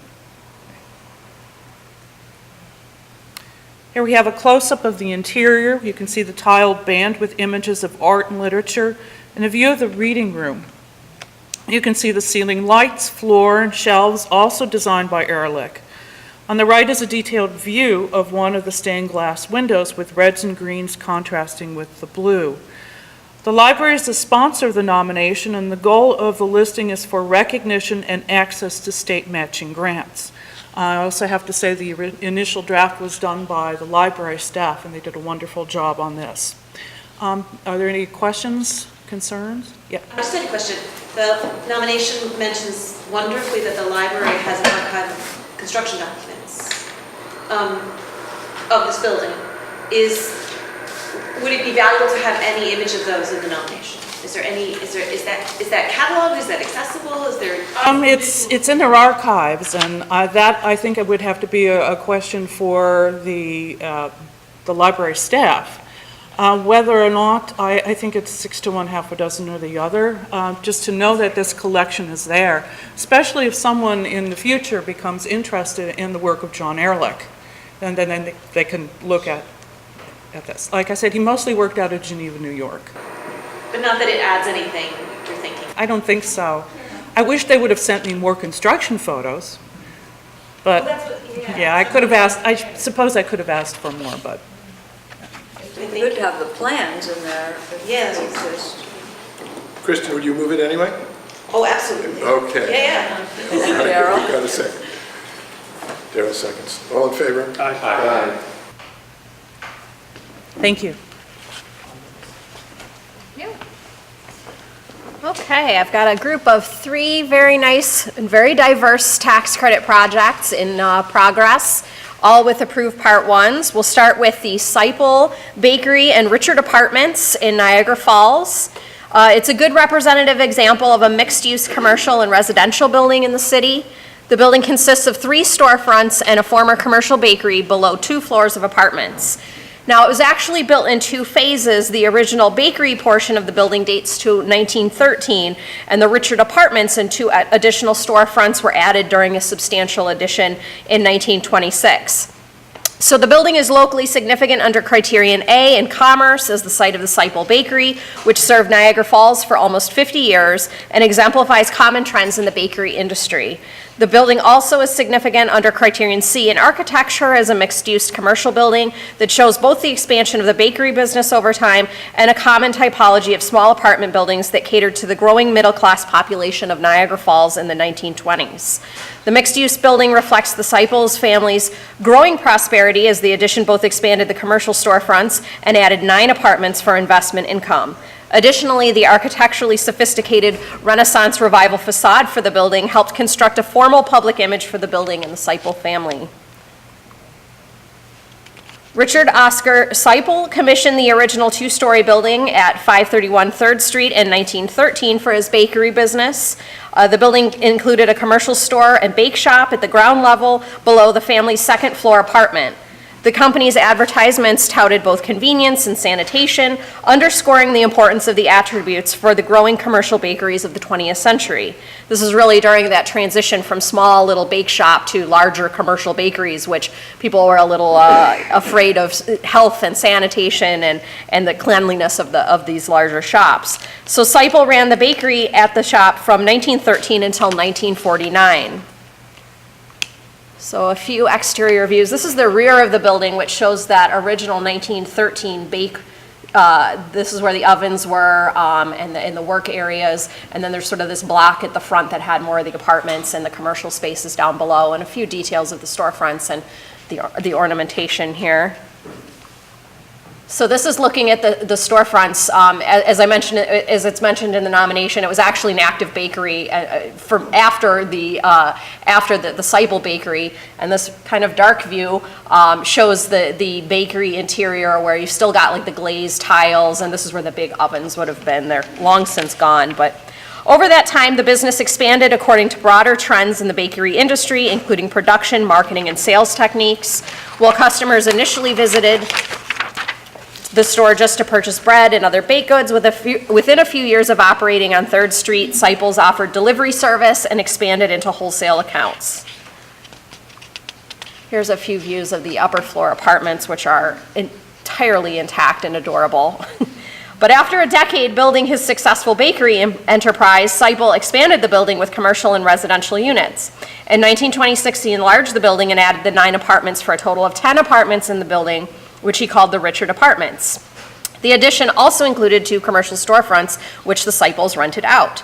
The investment of expanding the building pushed the Seipels enterprises beyond the commercial bakery and into real estate, and it mirrored a broader trend of development on 3rd Street in the 1920s. Additionally, the design for the Richard Apartments exemplified a building type that emerged in the 1920s to serve a growing national trend of apartment living. Like many urban places across the United States, Niagara Falls experienced both an increase in population and a growing cultural acceptance of apartment living. While higher-end apartment buildings like the already listed Jefferson Apartments in Niagara Falls serve wealthier residents, more modest building forms catered to middle-class residents. Many smaller apartment buildings featured storefronts at the ground level, creating mixed-use buildings that contributed to commercial streets and urban neighborhoods. So the period of significance on this begins in 1913 with the initial construction and ends in 1949 when the Seipel families sold the property. While a bakery continued to operate in the building until 1976, the era during which the Seipel family owned and operated the building encapsulates the architectural and commercial significance of the property. The period includes the addition of the Richard Apartments and the reconfiguration of the kitchen and workspaces during Seipel's occupancy. Together, the commercial bakery and the apartments provide a connection to the early 20th century developments in Niagara Falls, when mixed-use buildings like the Seipel Bakery and Richard Apartments served a growing population with diverse needs. So this is the Seipel Bakery and Richard Apartments. Are there any questions on this one? Doug has made the motion. I want to just say amazing level of detail in this write-up for the historic context of baking, even to the point where he learned from the Cataract House French baker, and therefore was able to supply specialty products that a lot of other Niagara Falls bakers weren't. So that was great. It was very well done. Research project. I could smell bread when I was reading. Yeah, no question. I could. For sure. Jennifer, would you second? Absolutely. All in favor? Aye. So turning to a different type of building here, we have the New York Central Black Rock Freight House, which is significant as an early 20th century example of a railroad freight house located in Buffalo's Black Rock neighborhood. Constructed in 1906 by the New York Central Railroad, the building facilitated freight transport for nearly 60 years. After a fire in 1940 destroyed an adjacent passenger station and damaged the office portion of the freight house, the New York Central repaired and continued to use the building for freight service until about 1962. The New York Central Black Rock Freight House also satisfies the requirements of the 2010 Historic Resources of the Black Rock Planning Neighborhood, MPDF, for transportation and railroad architecture. So just to orient you here, the Black Rock Freight House is part of the New York Central Beltline, a line integral to the fabric of the city which spurred industrial development throughout Buffalo and in Black Rock. Constructed between 1871 and 1883, the Beltline looped around Buffalo and made it possible to travel its perimeter in less than an hour. The goal of the new circuit was to expand rail access beyond the waterfront and the east side and to encourage new industrial development in other largely undeveloped areas of the city. The rail line had 19 stations spaced 1 mile apart and connected portions of the former Buffalo-Niagara Railroad, the New York Central and Hudson River Railroad, and the Lake Shore and Michigan Southern Railroad. Factories located along the Beltline's railroad tracks, which also connected to the New York Central Railroad's tracks over the International Bridge. We've seen a lot of other nominations that touch on the Beltline story, including Niagara Machine and Tool Works, which I presented in December, Mentholatum. It's really a continual narrative because you can see it's highlighted in yellow. It touched many, many, many parts of the city of Buffalo and spurred many of these industrial buildings, which we're doing tax credit projects on now. So the Freight House is significant under Criterion A in the area of transportation for its role in regional transportation. The building served an important function in the New York Central Railroad's network of shipping and transporting goods for local industries and residents. The site of the building, near the intersection of Tonawanda and Niagara Street, was one of 3 railroad hubs in the Buffalo area. Constructed after the International Bridge opened in 1873, the New York Central Black Rock Freight House served international trade and local industrial facilities. Additionally, the residential development that accompanied industrial growth in the area also fostered a significant demand for what is called freight that is of less than carload, or LCL sizes. Prior to widespread vehicular delivery services, small businesses and residents relied upon LCL services for large household deliveries. The New York Central Black Rock Freight House is a tangible connection to the concentration of railroad-related architecture that once occupied much of the surrounding area prior to the mid-20th century. So the New York Central Black Rock Freight House is significant under Criterion C in the area of architecture as a good example of a railroad freight house, a building type that emerged in the late 19th century as railroads proliferated in cities across the country. New York Central Railroad engineer Donald L. Somerville designed the Black Rock Freight House to facilitate freight loading, unloading, and storage processes. Like other freight houses in the country, the building features a utilitarian layout and materials that communicate its function while also portraying a certain level of company pride. Brick walls with steel trusses create large, open, fireproof storage areas, and simple design elements such as brick corbelling and arched window headers provide a professional interface for the New York Central Railroad. While once common along Buffalo's railroad tracks, this resource type is now rare, as many examples were demolished in the 20th century as other forms of transportation took over from the rail system. Whoops, sorry. So the period of significance begins in 1906 with the construction of the freight house and ends circa 1962 when the New York Central Railroad sold the property. During this time, the New York Central Railroad dominated rail transportation in Buffalo, and the freight house was one of 5 freight houses of the company's local network. The building is the only extant New York Central freight house in Buffalo, and it continues to communicate its function through its design, materials, and setting. So this is the New York Central Black Rock Freight House. Any questions on this one? The early history of Black Rock involves a lot of War of 1812 stuff. If you're interested in adding things like that, I can help.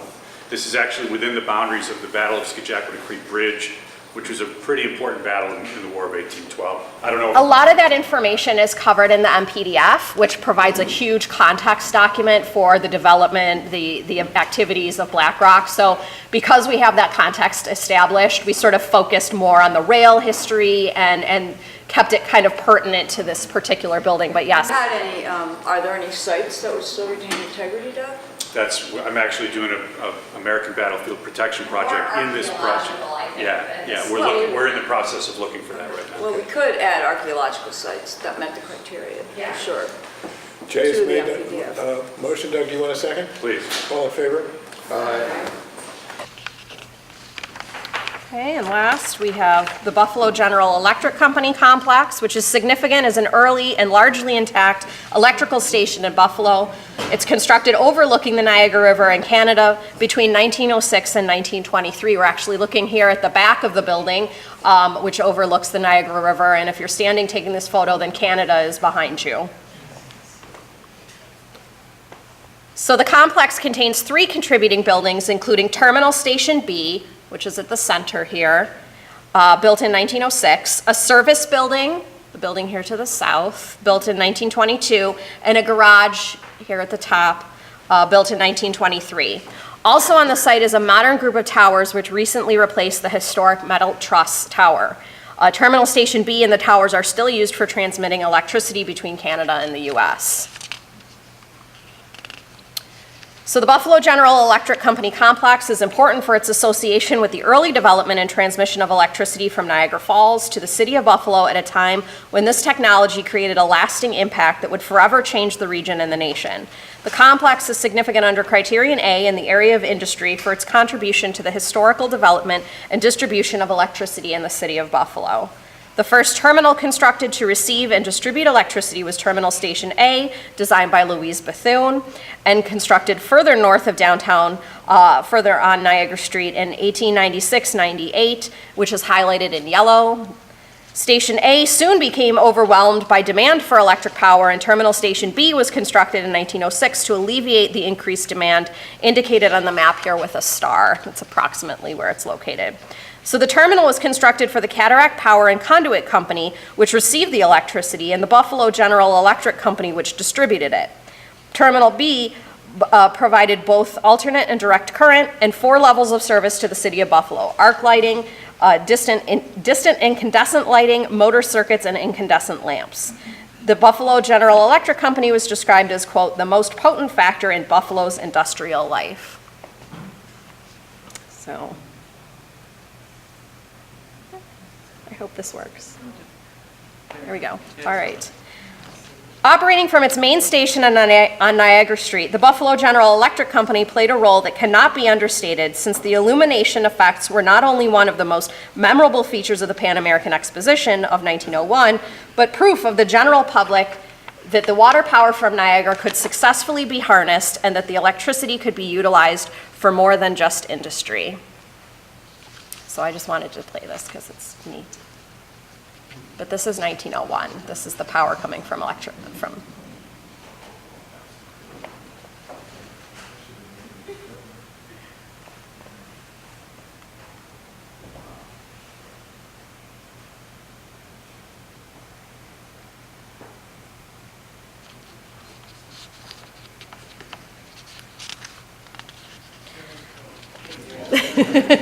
In addition to embodying the early history of hydro-powered electrification, the buildings are significant under Criterion C in the area of architecture. The design of each building in the complex was specific to its functional requirements. Terminal Station B, a powerhouse, is detailed in a modest Romanesque revival style and features a large open central volume to house the transformers.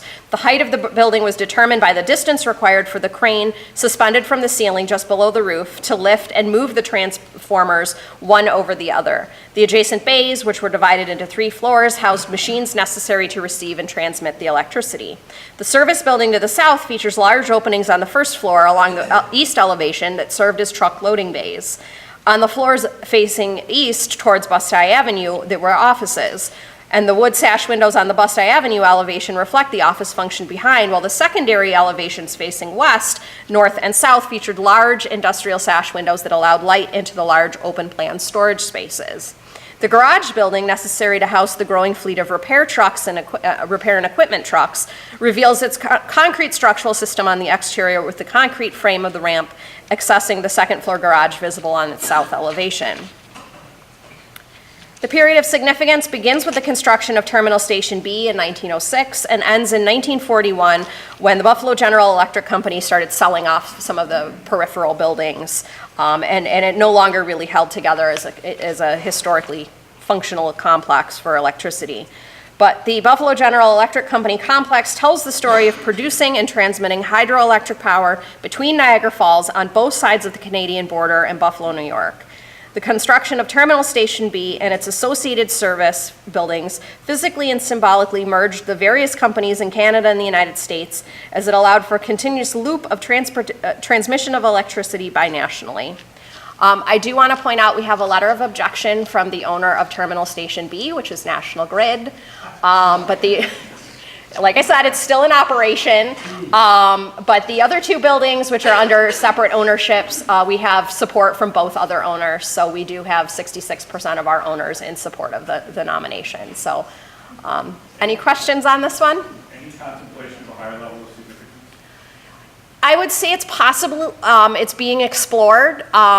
We don't have a lot of access to the National Grid building, so really understanding how the interior has been changed, the machinery has been changed, I think would really need to kind of be explored to really elevate, any level of significance. But it's certainly, it continues our exploration of electricity in Western New York if you're around for the power project. So. I think the nomination presents a very lucid account of the tremendously important early era of electric generating and transmission, and I'm surprised it's not national. I suppose these buildings are a little bit too late to be the 1890s. Yeah, the 1920 era buildings are sort of second wave as the company, you know, they needed trucks to maintain and some of the earlier buildings. I know that the author on one of the authors, Annie Shentag on this, is currently conducting additional research in the hopes of putting together a more substantial study of early electrification in Buffalo. You know, maybe we could look at all the power stuff we've done, what level of significance we put them at, and see if we could say this was. Could that tie in, and probably it's a stretch, but what we did a couple of years, Moses, that whole New York Power Authority, that whole area is really one, it changed the whole complexion of all kinds of growth throughout not only New York, but in many other areas. Yeah, I mean, this does clearly put it into a context with the other ones. So. We're definitely exploring a very substantial, you know, from the late stages with the Niagara Power Project to these earlier stages of turn of the century electrification. You know, we're kind of fleshing out this really interesting story in Western New York with these projects. And the film. Yeah, that was great. That was great. Wynn has made the motion. Wait, Tom. Thank you. The objection, did they give, I just want to know what it's about, or did they not articulate it? Their concern is just that they wanted more time to investigate the implications of the National Register. So we did respond to them and let them, you know. Yeah. They just respectfully asked to be left out. Yeah, it's nothing. It was very polite. Thank you. I hope they want to team with us. I hope they come to realize that it should be an We also asset. sent them a copy And of the hopefully, nomination. once they digested that. Nomination too.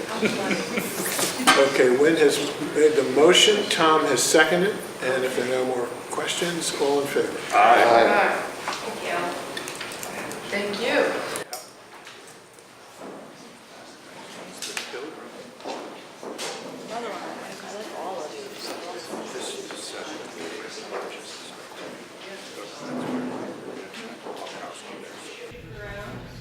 Good afternoon. We have an interesting set of different things for you today. We're starting off in the Hudson Valley with the Pilgrim Furniture Company factory. It was constructed in 1946. 1947 is locally significant under Criterion A in the area of industry for its association with federal programs managing new industrial construction in the years after World War II as the first factory built in Kingston area during that period. The building is additionally significant under Criterion C as a rare example of mid-20th century industrial architecture in Kingston. While Kingston had developed into a major industrial and manufacturing center during the 19th century, the city's aging factories and lack of space to expand slowed growth. Founded in Kingston in 1938, Pilgrim Furniture manufactured furniture from successive repurposed industrial buildings located near rail lines. While the company's business had slowed during the war, the local Chamber of Commerce saw great potential in the company as a major employer of servicemen returning home. Certainly a need to buy furniture for all the new houses that would be going up. And they do locate this factory. This was a rail line at the time that the factory was going. So they are thinking about that as they locate here. The Chamber of Commerce played a pivotal role in helping the company secure land, obtain federal construction approvals and materials in a time when the entire nation faced shortages. Designed by Albert Milliken, a Kingston architect, Pilgrim Furniture was among the earliest manufacturers in the city to design a ground-up modern facility. And we're looking here more of a straight-on shot on the entrance, and you could see it in the first photograph a little bit. It has these curving sides. It's so long you can't really get it properly in one picture, so we're extending it across. Early in his career, Milliken had worked for Norman Bell Geddes, an important industrial designer and proponent of streamlined modern design. While Milliken's design for the expansive, light-filled Pilgrim Furniture was primarily functional, Geddes' influence is evident in its attractive Art Moderne style facade, which has the projecting section with these curved brick walls, with glass block, the semicircular aluminum canopies, and this entrance led into their primary showroom and offices, which looks a little drab right now, but it's a lovely large space, and then the offices were in those curved sections. Yeah, there's a lot of artifacts in some of these buildings. In its early months, Pilgrim employed about 200 workers in the manufacture of residential upholstered furniture, which was in great demand. The building's horizontal footprint streamlined furniture production, and its facilities offered a great improvement on previous working conditions. However, Pilgrim's residency was short-lived, likely due to a combination of the company's rapid growth in a period when raw materials were still very much limited by rationing and labor disputes. In 1951, they sold the building to Metropolitan Life, which used it as a warehouse for papers into the last decade. We do have an approved Part 1 on this building. They're looking to turn it into a film studio, which should be an interesting new addition to Kingston. And we have letters of support from the Friends of Historic Kingston and Kingston's Mayor, Stephen Noble. This is the Pilgrim Furniture Factory. I'll do it. Okay. Doug makes the motion. Jennifer, you want a second? All in favor? Another one. On to the Wilbraham, which was constructed in 1888-1890 as a bachelor apartment hotel. It's locally significant under Criterion A as an example of a new housing type designed to serve the changing demographics of a rapidly urbanizing America during the late 19th century. It's one of the earliest and most architecturally distinguished examples of the bachelor apartment or bachelor flat in New York City, and it's also significant under Criterion C for its eclectic Romanesque design and as a well-preserved example of its type. William Moir, a successful jeweler, saw the investment potential in Fifth Avenue, where brownstones and Gilded Age mansions were steadily being replaced by clubs and higher-end retail stores. Bachelor apartments first appeared after the Civil War to accommodate the increasing numbers of unmarried, mobile men flocking to cities for work. Fifth Avenue's stores, offices, social clubs, and proximity to transportation and entertainment made it an attractive location.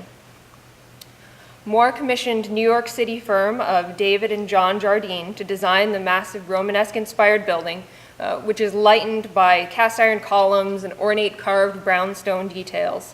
And they're also blending in a lot of other things, classical references, elements of other popular styles, and then capping it off with that copper mansard roof, which you wouldn't really expect for Romanesque. The first 2 floors of the space were designed to accommodate high-end retail, which had become predominant on Fifth Avenue by the end of the century. For 3 decades, the company Gilman Collimore and Company, a fine china and glassware importer, occupied this space. And on the interior, the building was fitted out with mahogany wainscoting, mitten tiles, ornamental cast iron, and frescoed walls and ceilings. It's really lovely. The building's lavish design was attractive to middle and upper class white-collar men who wanted to maintain a higher standard of living. The bachelor apartment, where a man could live in dignified housing and maintain his freedom, is also associated with a wider cultural shift toward the acceptance of singleness and has been cited as an incubator of gay society during the late 19th century. Similar to a high-end residential hotel, the Wilbraham boasted a communal dining room. None of the units had kitchens. Those were added during the building's 1935 sensitive remodel into a more traditional apartment building. But as you can see, the building is beautifully intact. We do have an approved Part 1 on this building and a letter of support from New York City Landmarks Preservation Commission. And we do have in the audience today Carrie Culhane, which is the consultant on the project. If you'd like to say anything about the project. No, I'm delighted that this is being heard, that owners love their building so much, and even though they've filed for the Part 1, their primary motivation was really acknowledging the history of this building. And when they interviewed me for this, they were very clear about wanting to know more about the potential association with LGBTQ history. And although we were unable to conclusively substantiate that, the circumstantial evidence is that this housing type is very closely associated, and that we couldn't call it that. It's outlined in the narrative of combination.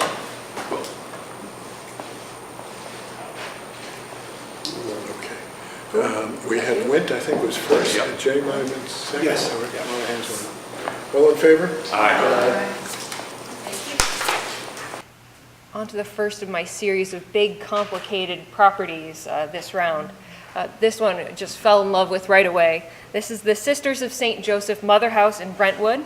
Significant under Criterion A in the areas of social history and education, for its association with the Sisters of St. Joseph, a Catholic religious order of nuns that had a significant educational and social impact on the New York and Long Island region during the 20th century.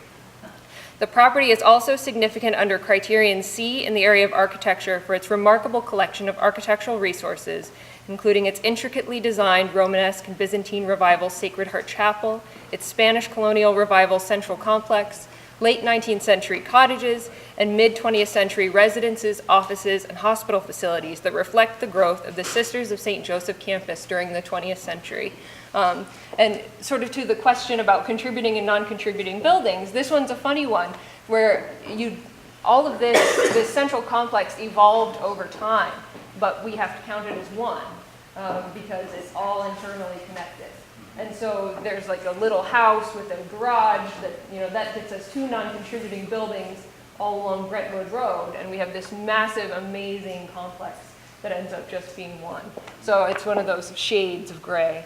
I'm not trying to cause trouble, but I just want to ask, so why wouldn't you draw the boundary to exclude the non-contributing buildings? Some of them were obtained during the sisters, during the period of significance that the sisters, that we did for the nomination. And that was something that I sort of went back and forth on. They're just as inclined to say, just draw the boundary around everything that we own right now. And it didn't seem to be a big deal to me. So we left them in, but they could have been sort of taking little teeth out along the road. We also try to, the landscaping of the property itself might be important rather than just, water. And it does make the parcel intact as this really funny sort of parallelogram shape. So, but it's good to talk about those questions because we have to deal with them all the time. So. The Sisters of St. Joseph in Brentwood trace their origins to a congregation established in Brooklyn in 1856. As their congregation, missions, and impact grew, they realized the need for additional space for the academy, novitiate, and convent.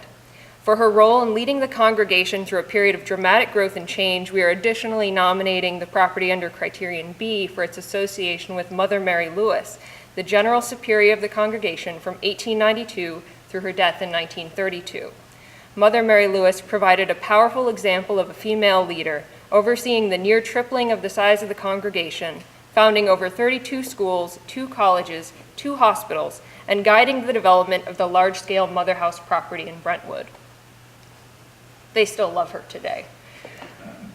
In 1896, Bishop McDonnell helped the sisters purchase a 350-acre property in Brentwood, which had previously been developed as a resort. The sisters renovated the remaining buildings and over a period of 50 years gradually built the convent's central complex, which included multiple academy buildings to serve elementary through high school students, a central chapel, a mother house, a novitiate, and a college building. So there's no formal master plan, but there's clearly a lot of that thought going on along the way. This was the very first building, which I believe is 1903-04, which became the elementary school, the primary academy, high school building, the convent here, and then this is the college. So we're having 1904 through, I believe this is mid-50s. So they're keeping the same design. It simplifies a little bit, but it's very respectful. And then the Sacred Heart Chapel, which is located in the central of the complex, was envisioned as the spiritual heart of the community. The sisters worked closely with the architect to incorporate designs, materials, and furnishings, emphasizing the femininity and strength of female saints. In contrast to its simple exterior, the interior is richly ornamented, featuring painted murals, carved statuary, alabaster windows, Guastavino tile, and other rich materials. And then the number of the buildings on the campus did expand into the mid-20th century as the sisters themselves are growing and their work throughout the region is. So we have a new gymnasium for the school, a new novitiate building, a Maria Regina convent, and then a new building for the chaplains who would come sometimes to stay and work with the sisters. There are a handful of other buildings on the property, like this barn. The sisters in the early 20th century did farm the property to help feed the students. And sort of as an interesting side note, they're getting back into that. They are renting some of the land on the campus to farmers, and they've got a community garden going on. And actually, they came into this National Register nomination, but when they brought the Peconic Land Trust in. And the Peconic said, what are you doing? Why aren't you on the National Register? So they're very much into this ethic of sustainability, very forward-thinking, amazing women. And then finally, I'm ending here with the Sisters Cemetery, which is in the southern portion of the property. I know some graves were moved here when they first got the property, but pretty much every sister from the 1890s up to today is buried in this cemetery. And that is the Sisters of St. Joseph in Brentwood. Yeah, truly amazing. Yeah. An extraordinary complex, and the woman who started it all must have been unbelievable, how she found the money to do this, no matter how supportive the bishop was. There's something that in the description of the buildings, the architecture, that appears in a couple of other nominations too today, and that is a characterization that the windows illuminate the exterior, and surely the windows illuminate the interior of the room. This has been a point of discussion, so many things have been edited since you've seen it. Jennifer, do you think this application will encourage other Catholic complexes to make application on Long Island? I'm thinking of the Immaculate Conception Seminary and Lloyd Harbor. I think one of the things that's interesting about the sisters and perhaps other orders is they have a lot of control over their buildings. They're not asking for permission from the diocese. I think they haven't been in the business of asking for permission for a long time. And so they were able to make this decision on their own, decide what they wanted to do and move forward with it. They did feel comforted by the fact that there had been some previous convents and monasteries that they were familiar with, so they could reach out, say, oh, you were listed too, how was that experience, how has that worked for you? And definitely one of the things that they didn't come into it for grants or anything like that. They're very much about honoring the history of their property, but they have been very savvy with their buildings. Many of them are rented out to local nonprofits. Actually, the Academy hosts a Muslim school. They stopped operating their academy a few years ago, and this school needed a safe place to be, and the nuns welcomed them with open arms. So they've been very savvy about using their buildings and maintaining them, but they do like the idea of possibly being able to apply for grants and things like that. They were never under the control of like a diocese, right? But it's not just that order, because Jen had one, the same sisters, whose property isn't in good shape. And what was yours now? Was yours under the control of the diocese? No, it's not under the control of the diocese, but the sisters have sold off the properties, so they're all under separate ownerships.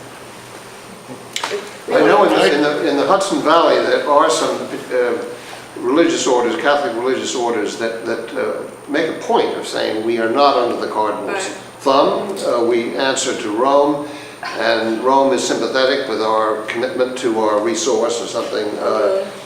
So it may vary from case to case, but anything we can do to encourage these people in their effort to protect and reuse. Well, this is certainly exemplary, and I think it comes from Mother Mary Louise.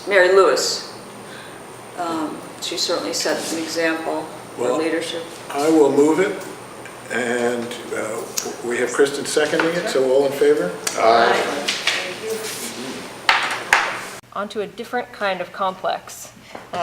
Hempstead Town Hall is locally significant under Criterion A in the areas of government for its association with the development and explosive growth of the town of Hempstead during the first half of the 20th century.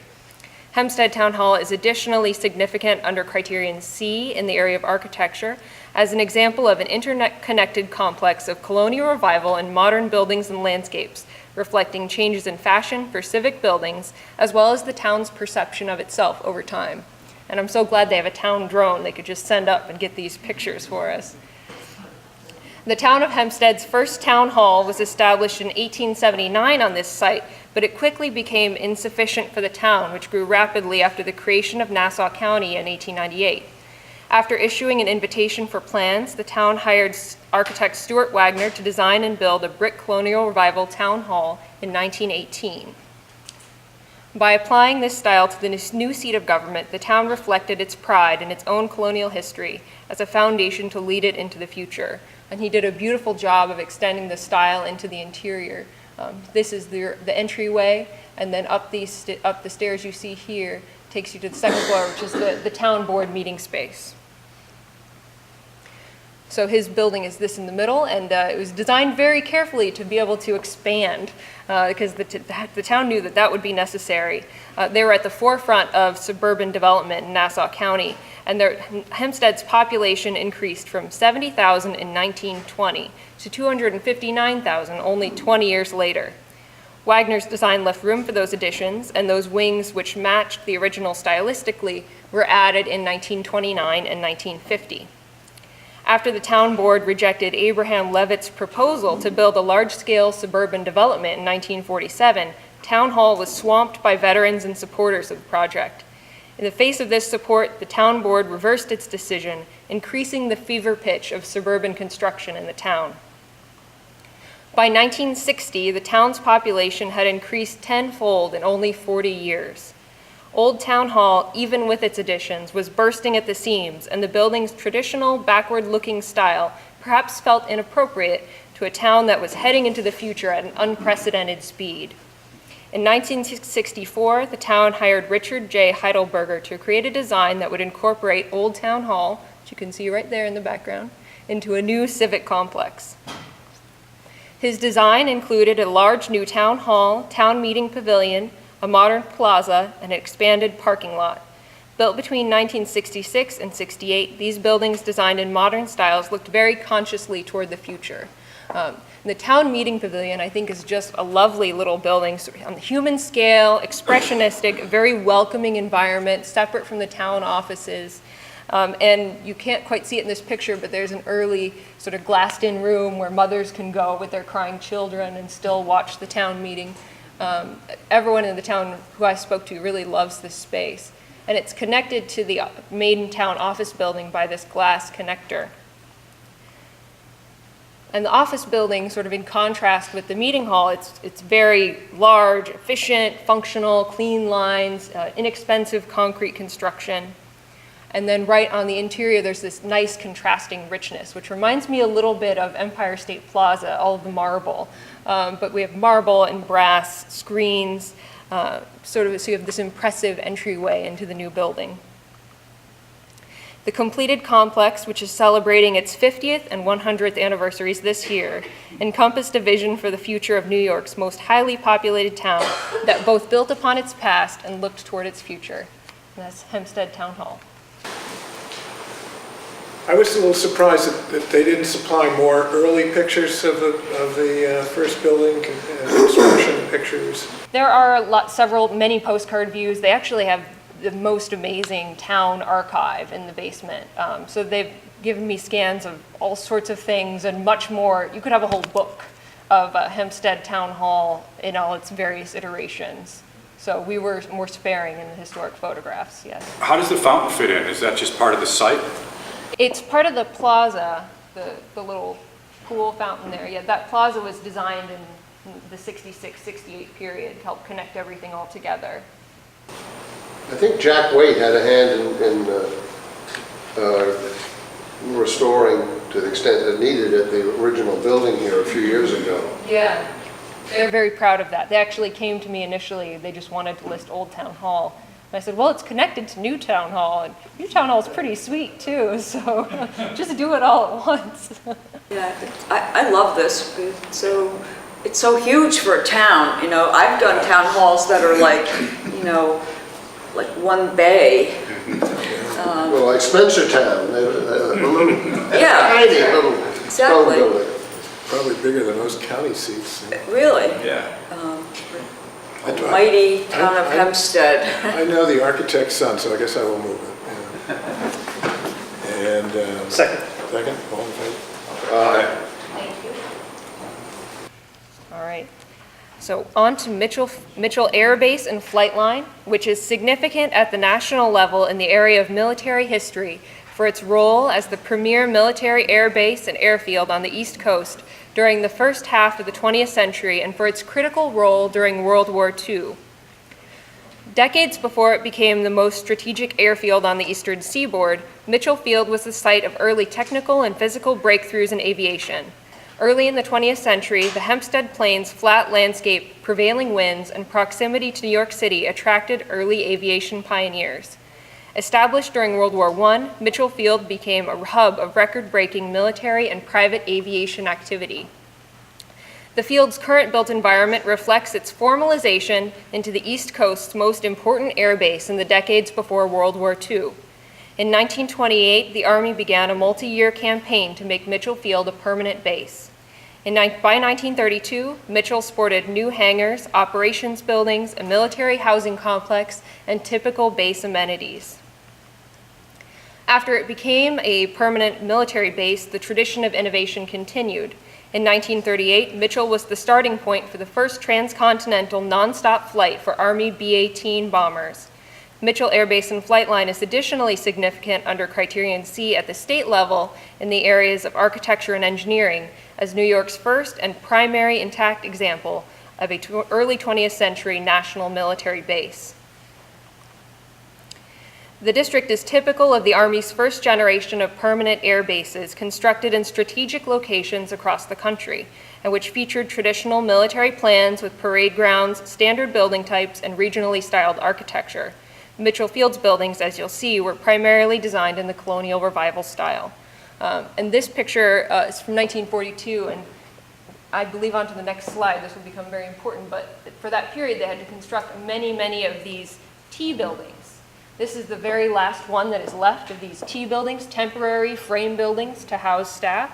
Jennifer, if you go back one slide, up in the upper right, those are the international polo fields at Meadowbrook that where 50,000 would attend the international matches against the Brits and the Argentines.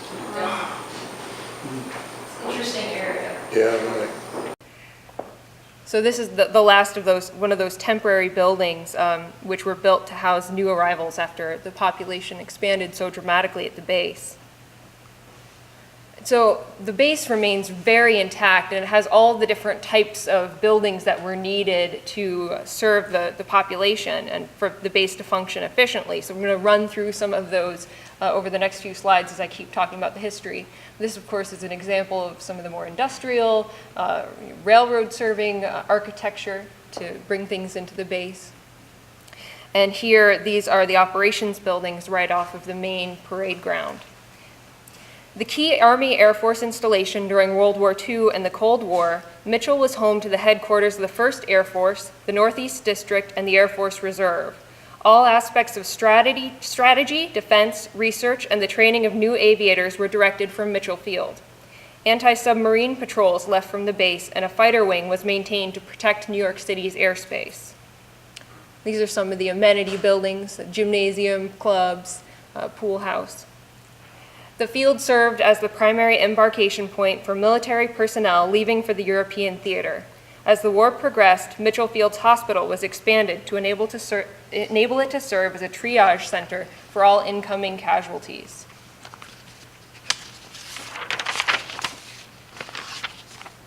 Half a million military personnel were mustered out of service at Mitchell Field at the end of the war. The 1st Air Force Continental Air Command, responsible for the air defense of the United States, operated from Mitchell Field from 1945 to 1961. The base continued to serve as a primary center for military transportation activities and maintained that fighter wing serving New York City after the war. By the mid-1950s, Nassau County's dramatic suburban development had begun to affect operations at Mitchell Field. In 1961, the field was closed due to the lack of room necessary to expand the runways. Since that time, Mitchell Air Base and Flight Line's buildings have been repurposed for use by Nassau County Community College, the Cradle of Aviation Museum, and most of its residences have been maintained for residential use both privately and publicly. Due to this continuity and care, Mitchell Air Base and Flight Line remain remarkably intact and continue to illustrate its statewide and national significance. We do have a representative in the audience here today, Gary Monty, the Director of Museum Operations at the Cradle of Aviation Museum and has been the sponsor for this project. So if you'd like to say something. In 61, most of the community college and flight lines transferred over to the county. And just recently, within the last 4 or 5 years, the northwest section has been transferred from the federal government to the county, which leaves us sort of like a strange place when you deal with municipalities. So I really appreciate the idea of the recognition because it sets a historic context for what this area is. And it's very unique and it's really a miracle that it's still there amongst the suburbanization of Madison County. Is the B-18 known as the Mitchell bomber? Does anybody know? Billy Mitchell? Different Mitchell. It's different, right? The Bolero bomber. Yeah, okay. The Mitchell is B-25. Thank you. Jennifer, I had a lot of fun a decade ago doing a book on panoramic photographs, the so-called circuit camera photographs that you often see in antique shops. They call them yard longs or so long. And the camera could do a 360. And the greatest practitioner was a man called Goldbeck from Texas who had a big business going around taking pictures of units at various military installations. And I think his picture from the late 30s at Mitchell Field of a bombing unit, which I brought in, it's on the table over there by John, is maybe the best military picture of its type, panoramic circuit view from World War II. The runway was wet that day, and all the pilots, all the officers and the enlisted men are hatless, and you can just feel there's something futuristic about the planes behind. Gary will have to tell us what they are, B-11s or something, early bombers. But you feel the winds of war. You feel World War II coming on in that picture. I thought this was a really moving nomination. Yes. I thought when the author talked about the men who never came back, and this was the last thing they saw. Yeah, Really felt the significance of That's it. terrific. I thought I knew something about the city of New York, and I had I knew that Mitchell Field was there, but I sort of equated it to Roosevelt Field nearby. I had no idea that it had such an important role in the strategy in the 30s and then during the war. Very, very interesting. And amazingly, how short-lived after that great expenditure. 30 years of usefulness. Well, I'd be happy to make the motion, and Tom seconds. All in favor? Aye. Thank you. My last one for you today, maybe the best story. So this one just came across the transom one day, and it's a real joy to work with. So this is the Wading River radio station, which is significant at the national level under Criterion A in the area of military history for its covert use as an FBI radio transmission station between 1942 and 1945. Wading River's waterfront location and open land appealed to the Owen family, who discovered the small community during the early 20th century. By 1909, Gabriel Owen purchased land and built this house on the bluff as his retirement home.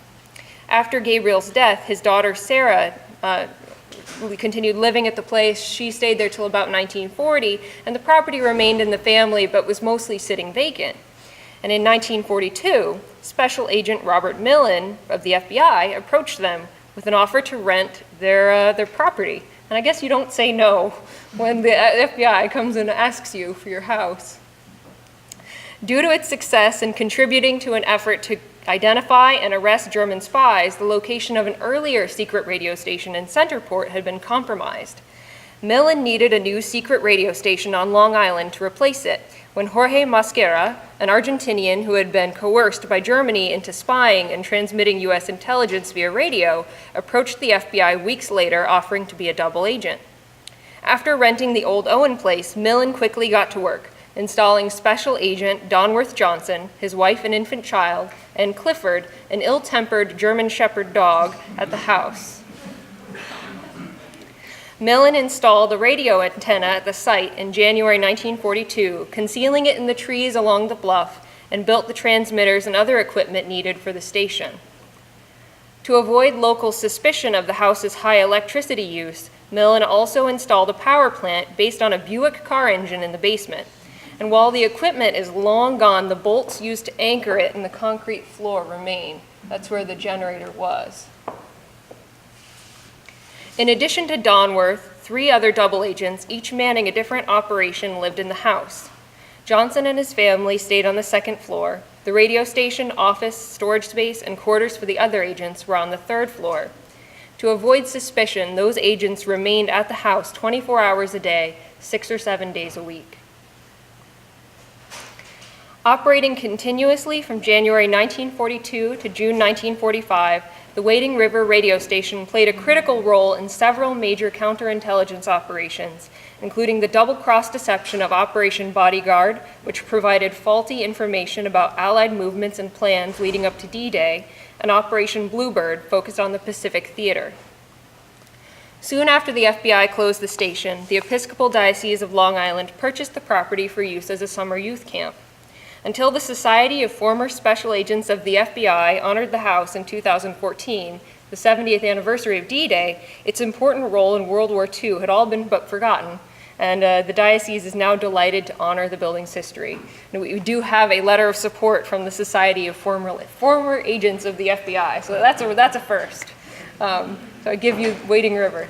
Such a great, compelling story. Like, it reads like a novel, right? Yeah. You really believe it. And it made me think how some future board here may be reading a similar nomination for the Cold War activities of the FBI monitoring Russians on Long Island, which the stories abound near me of potential buildings that are involved in that. So how much that, Other states have done more Cold War associated resources than we have. Yeah. We haven't gone there yet, but maybe Plattsburgh. As far as we know. Plattsburgh, as far as we know. Well, they've done, Nike missile sites Yeah. and things like that. Well, this is an absolutely amazing story. I mean, and the thought that we didn't discover it, right? It just, somebody came. It was just mailed in to me. Yeah. I sat there and read it and giggled because I didn't believe it was true. It might be a hoax, Jen. Kristen, would you like to? Absolutely. Make it? Okay. Oh, yeah. All right. Gerald seconds. All in favor? Aye. I'll leave this here for you, Kath.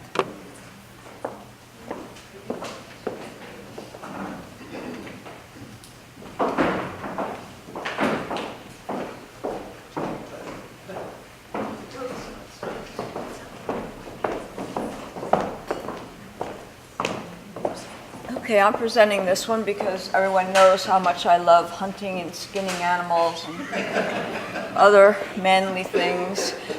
This is the Gooley Club, and this nomination is sponsored by ARCH, the Adirondack Architectural Heritage, and by the Gooley Club. And I want to introduce Donald McElroy, Vice President of the Gooley Club. Where'd you go? He'll speak in a minute after me. We have 3 letters of support from the Five Towns Upper Hudson Recreation Hub, from the Adirondack Park Local Government Review Board, and from the Adirondack Association of Towns and Villages. So I wanted to start with a map just to show you, give you an idea of the enormous size and isolated location of this property. The nomination encompasses a 15,000-acre hunting and fishing club in and around the Essex Chain Lakes in Essex and Hamilton counties. As you can see, the property is composed of 2 discontiguous parcels. That is the way that the club developed historically, by leasing 2 separate properties, and that's why they are referred to as the inner club and the outer club. The very large parcel around Third Lake is the inner club, and the somewhat smaller parcel on the shore of the Hudson River is the outer club, and I'll probably mix that up.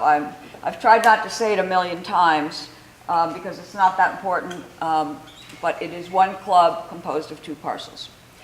But the significance of the nominated property actually predates the formation of the club, as these 2 parcels are significant for their association with a series of recreational hunting camps, primarily catering to urban sportsmen, established in these locations during the 19th and 20th centuries. The Gooley Club itself, which was established in 1947, is significant as an example of a mid-20th century private hunting and fishing club established on a vast parcel of leased land in the Adirondacks. It illustrates not only the resurgence of hunting and fishing as recreational sports in the 20th century, but also a new variation of land management for recreational use introduced into the Adirondacks by the Finch Prine Lumber Company and used successfully by other businesses that owned large tracts of land. And this is actually an historic picture from the 50s. I didn't recognize it at first because men still dress that way. Going back to the mid-19th century, as the Adirondacks began to develop into a popular destination for wealthy sportsmen, someone named Harry Bonney established the first sportsman's camp seen here on the Essex Chain Lakes in 1866. This camp was later operated by Michael and Olive Gooley and then by Arvin Hutchins into the 20th century. Hutchins eventually sold the land to the Finch Prine Lumber Company, proprietors of a large lumber mill operation in Glens Falls. There are no Hutchins buildings left, but Finch Prine built some cabins for loggers on that property, and this is one of them, after the company purchased it. And after the company purchased it, there was still informal use of the land for recreational purposes, hunting and fishing, some by company executives. Meanwhile, the Ghoulies had moved to a location near the Hudson River, where they operated a farm, hunting camp, and boarding house. This isn't it, because in 1905, they also sold their land to Finch Prine, and the lumber company built this building on the site about 1930 as a dormitory for loggers. So this smaller riverside parcel is what later became the Outer Ghoulie Club, and this very primitive camp building, which has no indoor plumbing or electricity, is the only extant building on that smaller site. At this point, Finch Prine was buying up large parcels of timberland in the Essex chain. The company maintained buildings at both former camps to house workmen and staff, but also for company executives who participated in recreational hunting and fishing on the property and who grew to love the hunting camp experience. After World Wars I and II, however, more men became interested in recreational hunting and fishing as automobiles and equipment became less expensive and people had more leisure time to devote to sporting. However, with the rapid increase in hunters coming to the region, some of those who treasured the more secluded and private hunting camp experience began to worry about preserving it. At that point, 3 Glens Falls executives, Lyman Beeman, who was then president of Finch Prine, and Frank Juckett and Wes Joslin, executives of the Sandy Hill Iron and Brass Company, approached Finch Prine with a proposal to form their own camp and formally lease a large parcel of acreage at 2 company-owned sites, the former Ghoulie Farm on the Hudson River and the Hutchins property on the Essex Chain Lakes. So even though Beeman was the president of Finch Prine, these individuals leased the land as a private club. The Ghoulie Club was formed in 1947, and the club received leases for the 2 parcels in 1947 and 1948. This also marked the beginning of Finch Prine Company's very successful leasing program and started a new trend for hunters and fishermen to lease vast tracts of land in the Adirondacks. This proved beneficial to large lumber companies who paid taxes on their holdings because now they had a way to recoup some of these costs. It also allowed privately held land to be used for recreation, and it gave the owners a way to control what happened on their land, as there were strict rules built into the leases. And I understand that Finch Prine alone had at least 50 of these leases to hunting and fishing camps. The Ghoulie Club itself, whose members were generally from the Glens Falls area, the Capital Region, and the Central Adirondacks, was an immediate success due to its excellent location, the availability of fish and game, and the camaraderie that grew between members. This is the Inner Ghoulie Club. The core was a 1930s loggers camp and the small cabin built by Finch Prine, and subsequently the club built a handful of smaller cabins around the central clubhouse. The club is also significant for its architecture. It's an example of characteristic Adirondack architecture. It was rare, among others of its type, in that it had a plan and a consistent architectural vocabulary. Chuck Vandry told me a lot of them were just tar paper shacks.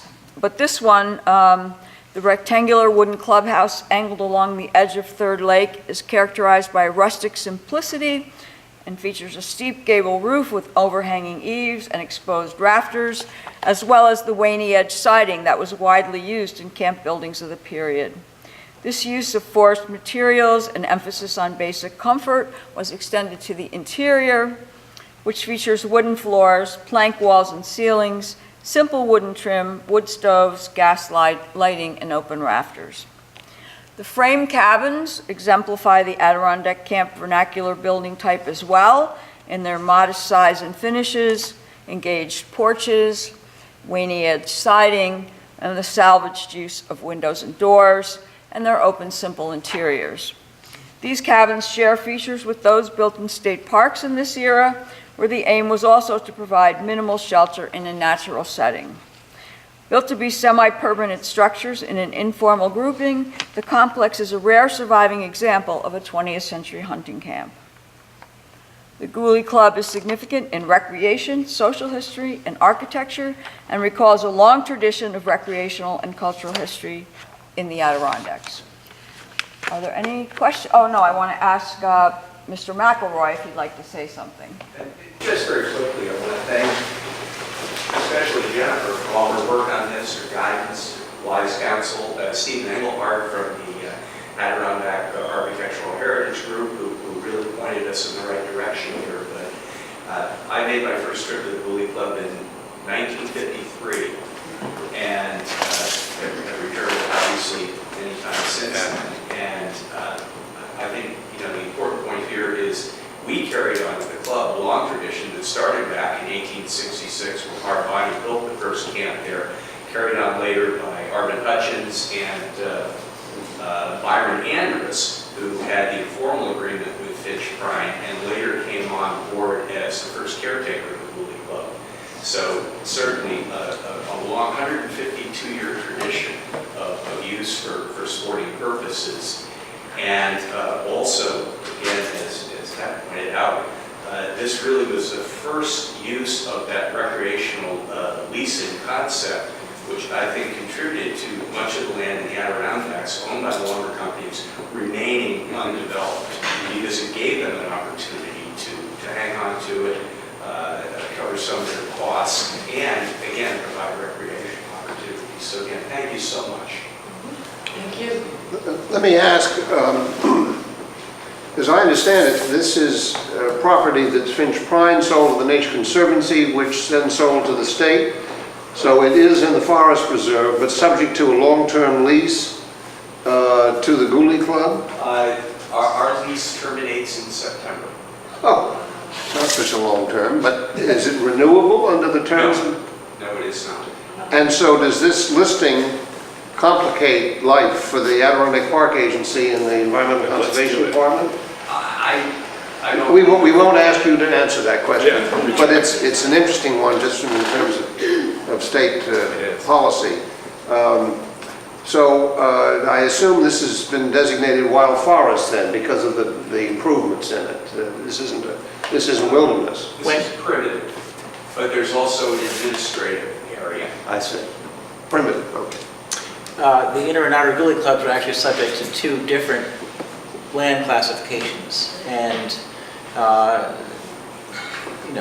is an issue. I will say, I mean, although Chuck Vandry is not here today, we did speak with him once again yesterday. There was no objection from DEC about this listing. That agency is beginning to get religion. Finally. Spent 20 years there, I know. You know that he personally supports it, and he doesn't feel that the buildings are in any immediate danger. Correct.